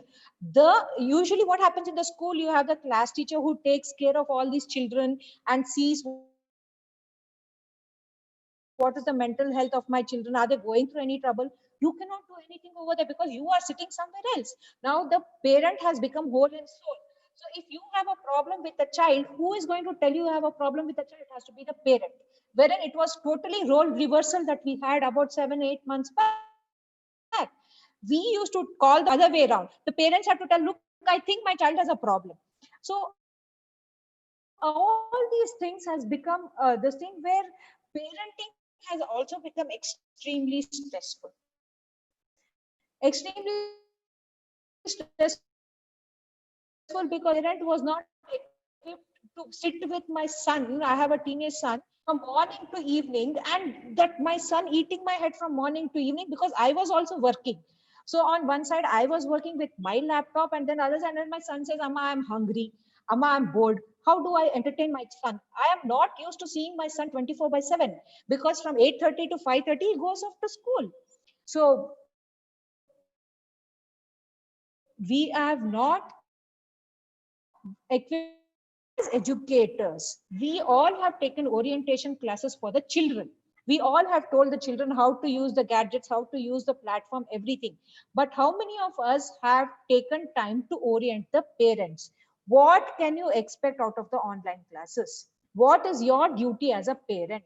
How can you reach out to us? How can we help them? How frequently have we had parent teacher meetings? Now it is very, very important because the role of the parent has become very important. So if we want to be successful in online teaching, then we have to take in the parent as a very, very important stakeholder over here, be it an urban school or a rural school. And if you're urban school, please ensure that. Now I'm sure a lot of you would be feeling that ನಾನು ಕನ್ನಡದಲ್ಲಿ ಮಾತಾಡ್ತಿದ್ರೆ ಅದು ನಿಮ್ಗೆ ಇನ್ನೂ ಈಸಿಯಾಗಿ grasp ಆಗತ್ತೆ ಅಂತ. Now the reason I told this in Kannada is when I speak to a native person, a Kannada native person in Kannada, the person understands it better. Similarly, when you are dealing with probably lower socioeconomic group parents, or you're dealing with rural parents, please ensure that at least once in a week, sending a message doesn't work. Many parents don't even see the messages. Please ensure that you have at least 15 minutes of time where you share with the parents and you say, share. See, I recently had a counseling case where the and recently after 3 months of classes, the school sends me an ultimatum telling that your child is not in the class, just telling that your child has not attended. But why did they wait for 3 months to call up the parent and tell, look, the child is not attending classes? The child has been sitting in front of the computer and happily sitting over there, right? So these are the issues that we have to keep the parents in the loop. In this particular scenario, there's absolutely no way that we can keep the parents out of the loop. They have to be taken as equal stakeholders, both for our mental health and for the children's mental health, because otherwise we will be blamed for not performing our duties properly.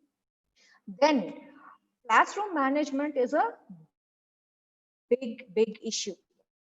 In the meanwhile, before I start this, I'll just see if there is any important that I have to make. See the chat box if there's anything important. Okay, there's nothing. Thank you very much. You've been giving compliments. Thank you. Right. So classroom management is one of the biggest challenges, right? So how much ready online classes right now? We don't know for how many more months will it go. The real problem will start once the children come back to school, because there has been gap of almost 6, 7, 8, 9 months, and for all we know, it could be a gap of 1 year. Imagine for 1 year, the child has not been used to the routine of school. For 1 year, the child has got used to sitting at home. For 1 year, the child has stopped seeing you personally. Discipline gone to the winds, because ultimately, children have to be entertained and watching TV or whatever, whiling away of time. 1 whole year. So believe me, what we are going through now is an easy phase, comparatively easy. Please be ready, all of you. Look at the challenge that you will have once the children come back. They will not be in a psychological state where they are ready to unlearn this gap of 1 year. They would have got comfortable sitting at home playing 24/7. They would watch the videos that you send whenever, and especially the younger ones, right? And parents have to keep them entertained, so the parents can put movies, Netflix, Amazon, whatever it is. And the children are used to, even when you're doing online classes, when I do online classes, I see children eating. My students eating. My students are not young children. My students are 21, 22-year-old adults. I see them eating, I see them drinking. So I tell them, look, there is a break. Eat at that time. Don't eat in the class. It is distracting for you. It is distracting for me. It is distracting for everyone. Now, when you are doing online classes, these are very, very common issues that you will have. Suddenly, you will see video goes off. Child would have gone to the restroom, come back without even telling you. But would the child be doing that in a regular classroom? But imagine after 6, 7 months, when the child comes back to school, how are you going to handle the disciplinary issues that are going to crop up because of this 6, 7 months of learning that the children have had? Now, coming back to classroom management, one of the most important things is if you are having a live session, please ensure that all the children have their videos on. If you don't have the children's video on, it is going to be very, very, very difficult for you to manage discipline in the class, because you don't know if the child is listening to you, if you don't know if the child is sitting in front of the computer or the phone, or you don't know if the child is listening to the sitting in front of the computer and the head is down because I have my mobile with me. You don't know anything about that. So unless and until you have the videos on, you cannot have classroom management. It is not possible. And you definitely cannot have classroom management when you send recorded videos. No, only and only in live sessions can you have classroom management.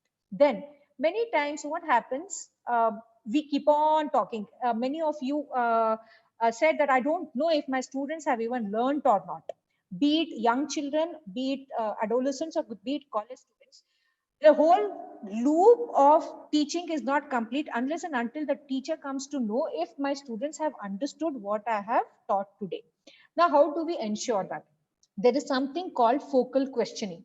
Focal questioning is where you complete probably 15 to 20 minutes of your class where you have completed a chunked topic. We have heard of chunking, right? When we have studied psychology. So when you have done a chunk, put in a chunk question, that is focal question.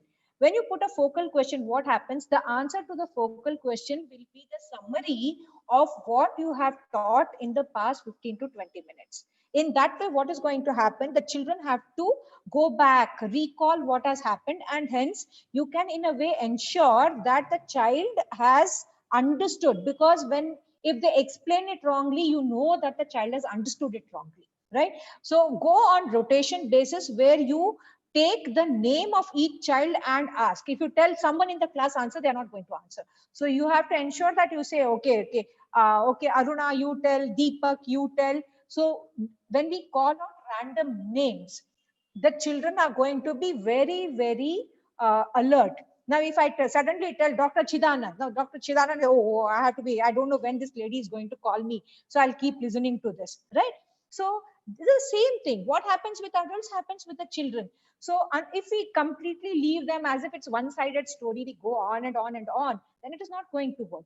At the most, how many children will we have in a class? Maximum is 60, not more than that. So we need to keep randomly calling out their names using focal questions. And then we have something called reflection points. Now, reflection points are before I start the topic. Now, what I did at the beginning was a reflection point. That is, tell me what you know about it, or tell me what you feel about it. So basically, we take the information from the students even before we start. For example, if I'm talking about respiratory system.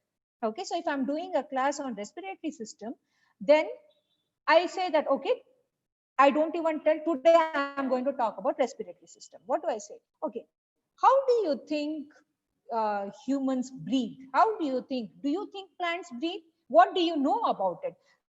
So reflection points are where we take information from them so that we come to know what is it the student knows and from which direction do I have to move. Now we use this in the classroom also, but in classroom what happens? A lot of non-verbal communication takes place. I can see my student and come to know if the student has understood or not. But on an online platform, in a screen, how many videos can you see? Not many. But in a classroom, when I'm standing, I can see all the children together. Looking at the child's face, I know if the child has understood or not. So we have to use intermittent polling also is one thing. Even on Zoom, you have intermittent polling. Okay, now let me put a question. Tell me How many of you feel this is the answer? So, children are excited to press that and tell, okay, I got it right, right? So intermittent polling can also be used so that we hold on to the concentration of the children. Then intermittent summary question is also similar to focal questions. So that is why probably if you are finishing 20 minutes of classes, you take 20 minutes to finish a module in a regular class. In an online class, it takes minimum 30 minutes. Because for you to understand whether the students have understood or not, it takes a lot of time. Then discussion forums, I'm just looking at the time, probably I need to wrap up in some time, so I'll go ahead. Discussion forums, in whether be it Google Classrooms or what, even if you're using WhatsApp, please keep the discussions open where you can take the queries of the children. Then when it comes to working with problem children. So as I said, you cannot work with problem children unless and until you understand them properly, and especially considering that the present, let's say the 9th grade children who have come now. Now there will be many new teachers teaching them, and the teachers have not seen the 9th graders at all. We have not seen our children at all. It's only online. So we don't have a connect with them, right? So only way you can understand them is when you have parental involvement, and we can talk to the parent as to what's happening with the child. And we can also see if the child is having a problem where suddenly there's a change in the regularity of submission. They don't submit. So after every class, let us say that we have to ask them to scan and send something. Now we see that there is irregularity. That means that the child has some problem, whether it's a personal problem or a domestic problem, whatever, it's a different thing. Then classroom involvement, we keep calling out for, I have a student, I keep calling out her name, the girl just doesn't open her mouth. Then I had to call up the parent. I'm talking about a 22-year-old student. I had to call up the parent and ask, why doesn't she talk at all? And then the parent told me, no, she's not feeling comfortable because I'm sitting in the room. I said, please go out of the room. Don't sit in a classroom, in a room where your daughter is sitting. After the mother moved out of the room, the girl started answering because she was very conscious where the mother would judge her, right? So these are the certain things. Then using class and summary, that is, we probably the children can be given, you stop the class 5 minutes early, they just write down points what they have learned, scan and send you. Then age specific discussions, if they're younger ones, more fun filled activities. If they are older ones, have more serious discussions about general topics, GDP or whatever, where the child feels that, okay, I'm contributing more than just what the teacher is telling. Then please ensure that you call out the students by name, and each and every child at least once in 2 days should be called out. And when you are calling out, also ensure that online just calling out names is not important. You have to focus, that is, that child's video comes as a main video. That way children also feel happy that I'm being recognized, I'm getting attention, because we all know children love attention. So for example, if I probably ask Dr. Manju now, okay, Dr. Manju, answer this, then I have to also ensure that the online focus goes on Dr. Manju and his video comes on a larger this thing. So as children, they all love this, and there are small things which we can make them happy, and they can feel that, okay, I'm being recognized in the class. Then identifying further troubled children, if there is a drastic, if you know that the child is a very regular child and there's a drastic change in classroom involvement, then you have to think. And then between groups discussion, you see that after you sometimes you have to stay back there. If usually what happens, for let's say that there are two classes, the classes, one class gets over at 11:55 and the next class starts at 12 o'clock. The children don't log out. Usually you can see that the children don't log out. Children will be staying, and that is the time they talk till the next teacher comes in.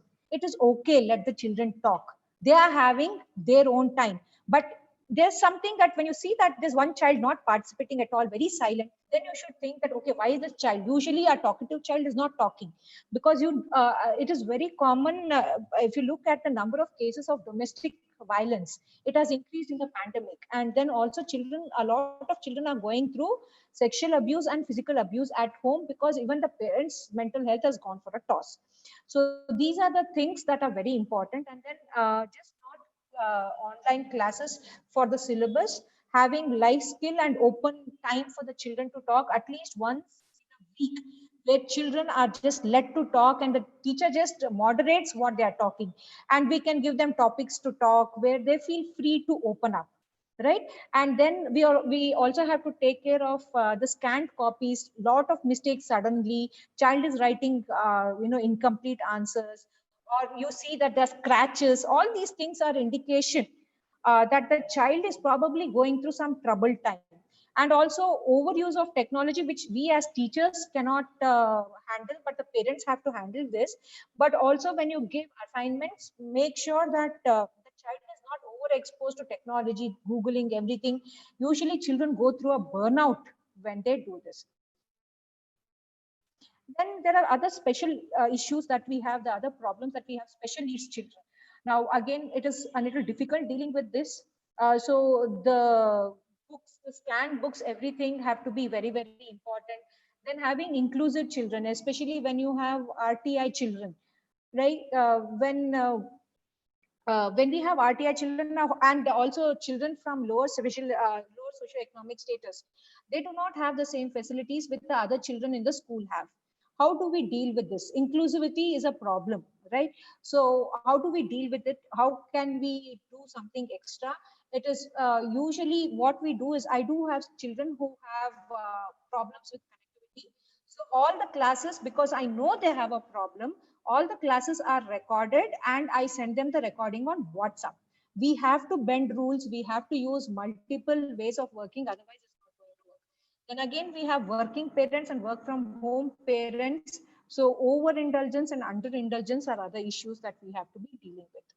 Then there are certain things that we need to take care of. Now I'm done with most of the psychological aspects. So when we are doing presentations, now if you go back to all the presentations that I have, let me just go back to all the presentations I have. All the presentations have the same font. All the presentations, if you see, don't have more than 6 points. So if you see 1, 2, 3, 4, 5, 6, okay, 7. I have one extra one over here. So usually the rule for online education, when we are using PowerPoints, it has to be maximum 6 bullet points, that is 6 sentences, each sentence not having more than 6 words each, because that is the span of attention of a reader online. And if we increase that, we are coming down on the quality of the communication which goes. So, and then make the classes as interactive as possible, ask questions, discussions, and no cluttered background. The teacher should not be sitting somewhere where the background itself is distracting to the child. So backlight, sometimes the teachers I see sit with backlight where the face of the teacher is not seen.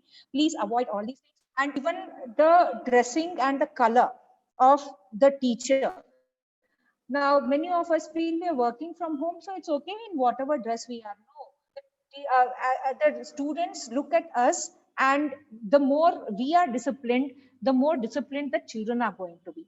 So yes, if I am working from home, I need to sit in a formal attire. I need to ensure that I am presentable to the child in a way that the child respects me as a teacher. Similarly, we will get feedback from them. And then colors also very important. I will give you example of this thing. You can see the slide that is on your screen. You can see how cluttered it is when compared to this and this. Remember, your PowerPoint presentations are not notes for the children. You really want to send notes, please scan them and send them across, or give them links to study.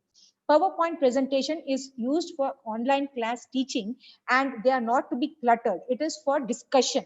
If it is like this, the child is so distracted, the child will be just seeing like this, what is happening, not listen to the teacher at all. Ensure that you just have points for reference where the child and the teacher can discuss. This is even for colleges, discuss, and it is not something like this. And also again, a lot of psychological impact on the nature of your PowerPoint presentations. I have given you different types of fonts over here. If you can see, there are 4 types of fonts. the way has to look like this, and it is not helping you as a teacher. Then one font in one way and another font in another way doesn't help. It distracts the child. And then you can see the color, the third one, which is in yellow. Now this is not clearly visible to the child. The child really has to put strain and see. And then some of us go into very fanciful colors, like what we see over here, the fanciful colors. Now this fanciful color is not helping the child, it is in fact distracting the child. And some of us also use very inappropriate font. Now let us understand that a school or a college is a formal place, and if I am teaching, I have to use formal font also. Now this font, for example, over here can be used in a life skills class. When we are using informal classes, we can use it. You just cannot see what is written over there. But we teachers don't realize when we are making the PPTs. Imagine when the child has to see this from morning to evening, how difficult it becomes. And using unclear image. There's one image over here. Now when we are using unclear image, imagine what can the child understand from the image that you have put over there, right? So a lot of things, the child will totally lose interest in everything, right? And having long sentences, not just long sentences when we put it in PPT, but also long sentences when we speak. Now we have to understand our learners are not going to concentrate, a lot of problems. So the more crisp we are, the more direct we are, it is going to help us. So I'm sorry, I think I've already exceeded my time. So I basically wanted to look into the practical aspects, because even I as a teacher go through a lot of challenges. And these are the things. And another thing, it needs extreme organization as a teacher. Even if we have to probably report to our seniors or report to our management, it always helps. When we do know lesson plans, but lesson plans have to be more and more practical when we are looking at online classes. So that's it from my side. I hope that I didn't exceed too much in my time. So I will put an end to my presentation over here and look more into the questions that would probably come. So what I would do is I will stop sharing so that the host status can be taken back by the college, and then we can take the discussion. Thank you. Thank you very much.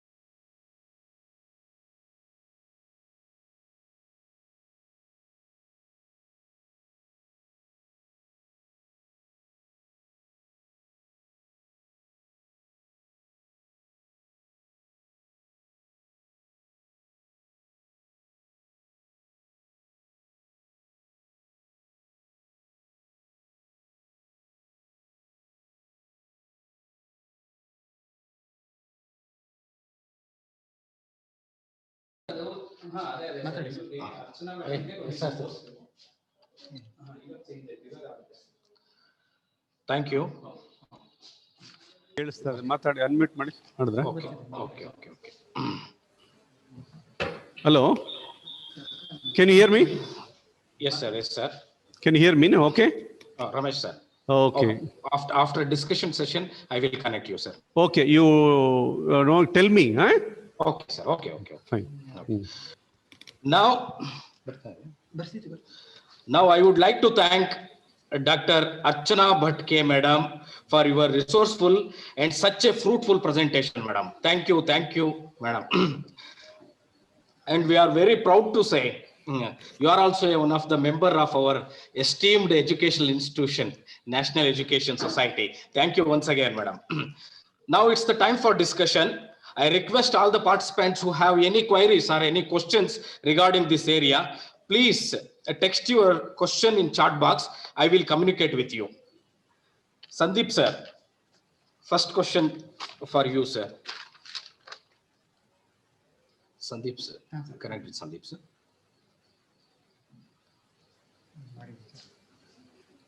Sandeep sir, is this audible? Ha. Archana madam. Sandeep sir. Yeah, I am here. Yes sir. Am I audible? Yes sir. Yeah. Okay. A question from Jaminuddin Ahmad. Sorry. Question from Sumalata SM, Karnataka. How to engage children in a right way as a teacher working at home? Can I repeat it once again? Working from home. Yeah. How to engage children in a right way as a teacher working at home?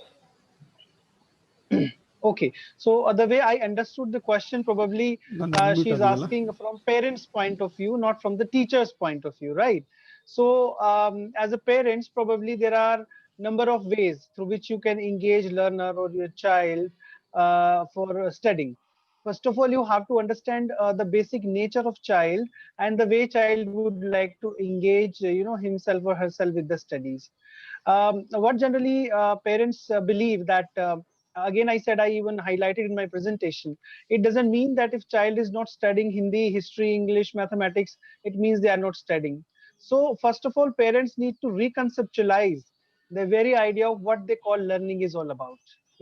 So learning, maybe even they are interacting with their siblings, you are interacting with them informally, and with this interaction you move gradually them to the very general discourse of the syllabus which generally happening.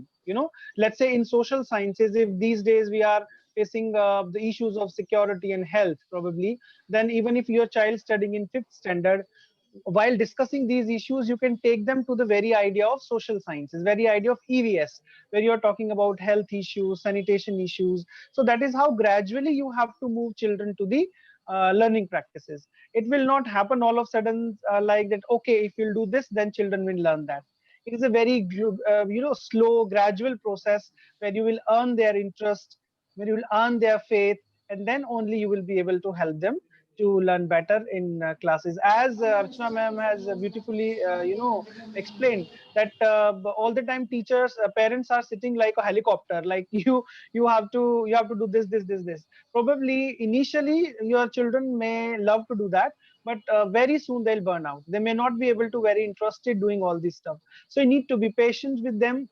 You need to give them probably activity they would like to engage with, and then from there, with these small steps, you have to lead to the very main discourse which probably in school education you want them to learn, in quote unquote the school education probably you want them to learn. So I think so. And one more thing I would like to add, that there is no one way which can be suggested, this is the way you can incorporate or help your teacher student to understand. Every children has different idea, different context, and different understanding, not only socio-economic, caste, class, gender, rather their individuality. That is also influence how children are able to learn. So our parents has to keep all these things in mind to facilitate the learning process. Yes.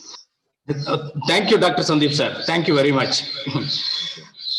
Madam, this question for you. A question from Jaminuddin Ahmad.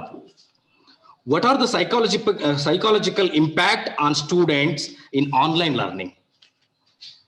So the main thing that they have is excessive burnout that happens because they are not used to sitting in one place, and it can really have a negative impact both on their physical and mental health. Burnout is one thing, and second thing is there's no motivation unless and until the teacher really puts in effort to make the child feel recognized or the child feel that okay, I am being given importance to. The child doesn't have that is one thing. Then when it comes to learning, okay, each and every child has its own way of learning, and when it comes to a classroom situation, usually the teacher senses the learning configuration of the child and what are the needs of the child when it comes to learning, and hence the teacher also modifies accordingly. But what happens on an online platform is the teacher is sort of giving uniform importance to everyone, and the special needs of the child is not taken care of. So there the child could feel frustrated that I'm not able to express myself, I am not able to get what I want, and the child is not able to see. What happens in a classroom, they just say ma'am, ma'am, ma'am if they raise their hand, but the same thing doesn't happen in a online setup, right? Feeling of not being recognized and all these things, right? So burnout is the main problem that children have when it comes to online setup. And Archana ma'am, you will agree that emotionality, the social emotions are not being developed because they are Yes, not yes, that sharing is any there. social space. Yes, And sir. that is also not being, that is Yes, sir. also So, a as I psychological said in challenge. the presentation also, Yes, the yes. feeling of being connected is totally Yeah, important. So yeah, the emotional that's true. needs are not met, both in terms of No, their peer and the teachers. exactly. Yes.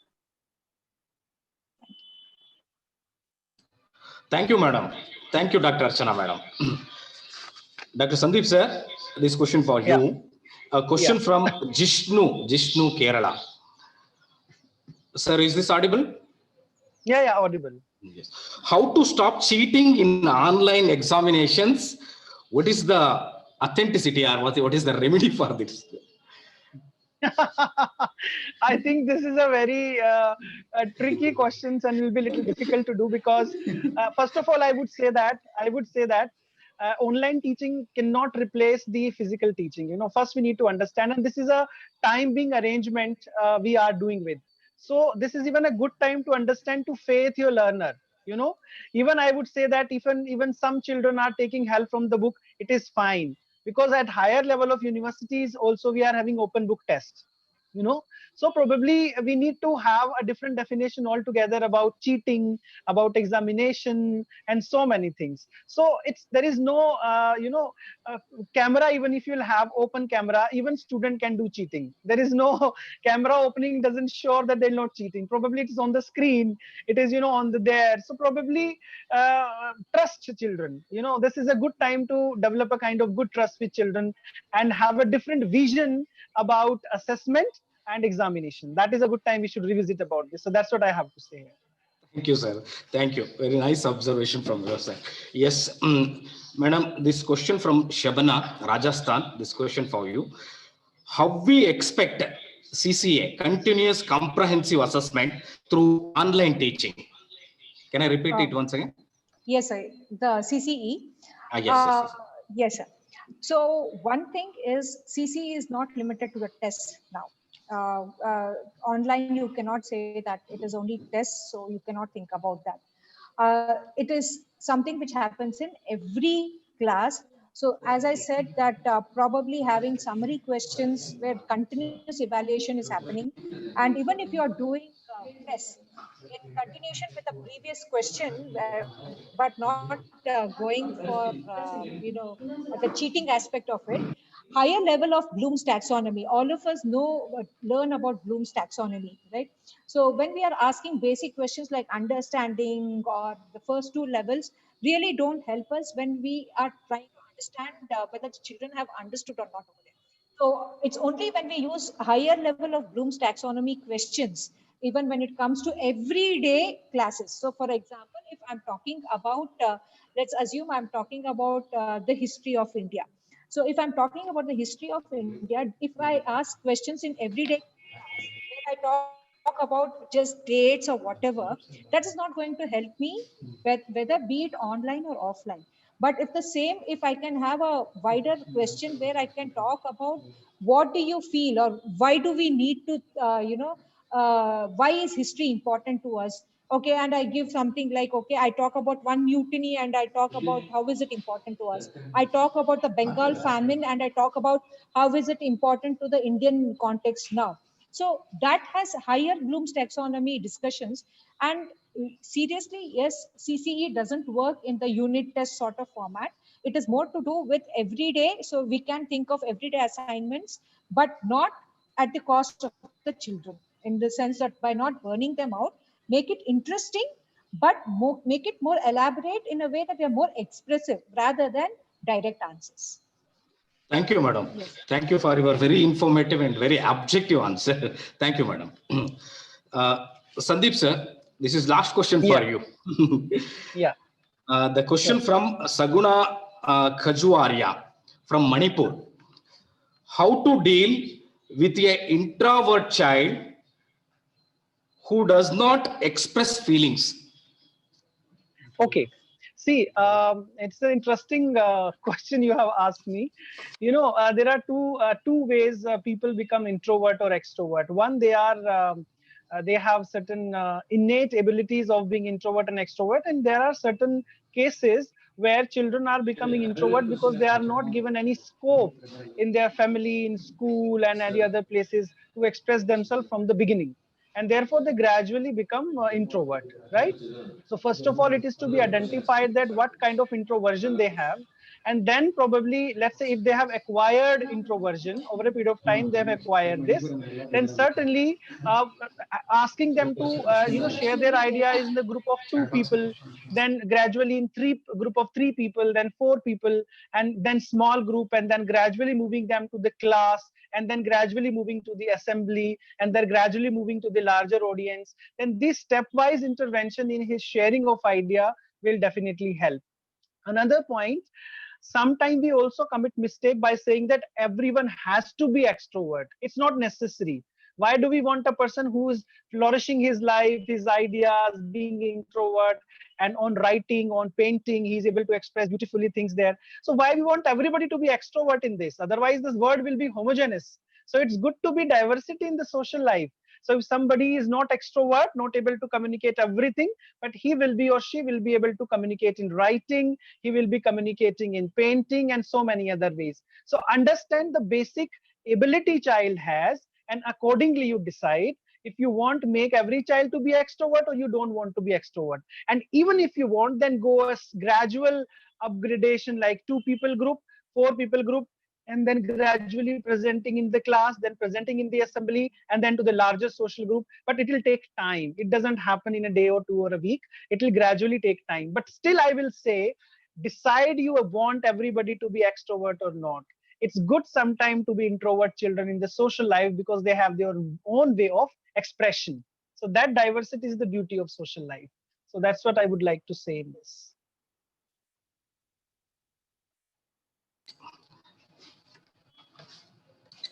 Thank you, sir. Thank you for your very informative answer. Thank you, sir. Madam, this question for you. Question from Haveri Ranebennuru, Veena Narasagondanawar. Question is, how online teaching impact on cognitive domain of students? Okay. If I were to talk about in a very psychological point of view, I mean, it is similar to the previous question, cognitive domain. But yes, expression and creativity takes a backseat. That is definitely the expression and creativity takes a backseat. And I would not be so worried about the cognitive part of it. Very frankly, I would be more worried about the social part of it. Because when it comes to learning, children who are interested, they can somehow make up for it. But yes, where you have special needs children, yes, cognitively, it is already a challenge for them. Even regular classes are challenged for them, and then online is a big problem for them. So they can't concentrate. Everything is affected. So if I were a teacher, I would be more worried, especially with younger children. I would be more worried about the social handicaps that they will be undergoing, because that's a bigger damage than the cognitively not much of a damage that can really happen. It is more to do with, okay, learning can probably take a backseat, but I would be more worried about the social aspect of it. Thank you, madam. Thank you. This is last question for this discussion session. Madam, this question for you. Yes. A question from Rajshekar, sir. How can we make more effect of online teaching for inclusive education? Yes, as I previously in the question, I said it is not made for inclusive education. It is just not made for inclusive education, because even in a classroom, regular classroom scenario, you have inclusive education. If it's a special needs education, it's a totally different thing where everyone has similar background to work on. But over here, even in a normal classroom, where you have a heterogeneous mixture of children, it is a challenge for the teacher. And when it is online, it is extremely difficult. Now, there are two ways of looking at inclusive education. One is if you're looking at inclusive in terms of the background of the children. Yes, if you have children who do not have access to internet, who do not have access to a smartphone, all the things, then, we have been working on such problems, that in the sense that we've been recording, and the recordings are usually not sent to the regular children, but they are sent to children who who have problem with connectivity, and we send it through WhatsApp. Now, WhatsApp is not an official link for us, but we do send it on WhatsApp. I do have a blind student. Now, very frankly, the blind student she says she feels it's better online, because for her she has recording of everything, and she says she's not missing out much. She says, ma'am, I feel equal with others when I'm in the class over here. So that's my experience with my blind student. So it is you have both pros and cons, but yes, trying to reach out to your students in whatever possible way, and not just the official way. And yes, there is no clear cut definition that this is the way that you can cater to everyone. It is quite tailor made, just like how it is in the classroom, the same over here, that it is quite tailor made. So yes, we have to put in extra effort. That is why I said for teachers, it's not easy. A lot of extra effort goes in, and especially when you have heterogeneous and inclusive, classrooms.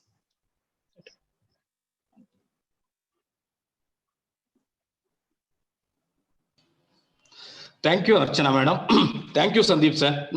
Thank you for your answer. Herewith, we conclude this discussion session.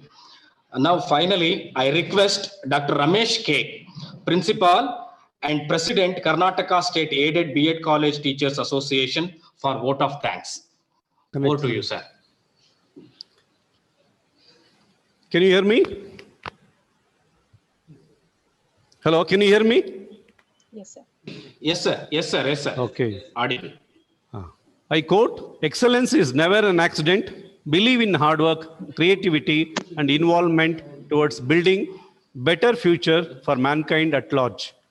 So wish you very happy Teachers' Day in advance. So good afternoon to each one of you. Myself, Dr. Ramesh, Principal, Alamein College of Education, President, Karnataka State Aided B.Ed College Teachers Association. It gives me immense pleasure to extend vote of thanks to the esteemed guests, resource persons, management, participant, and organizers of this seminar.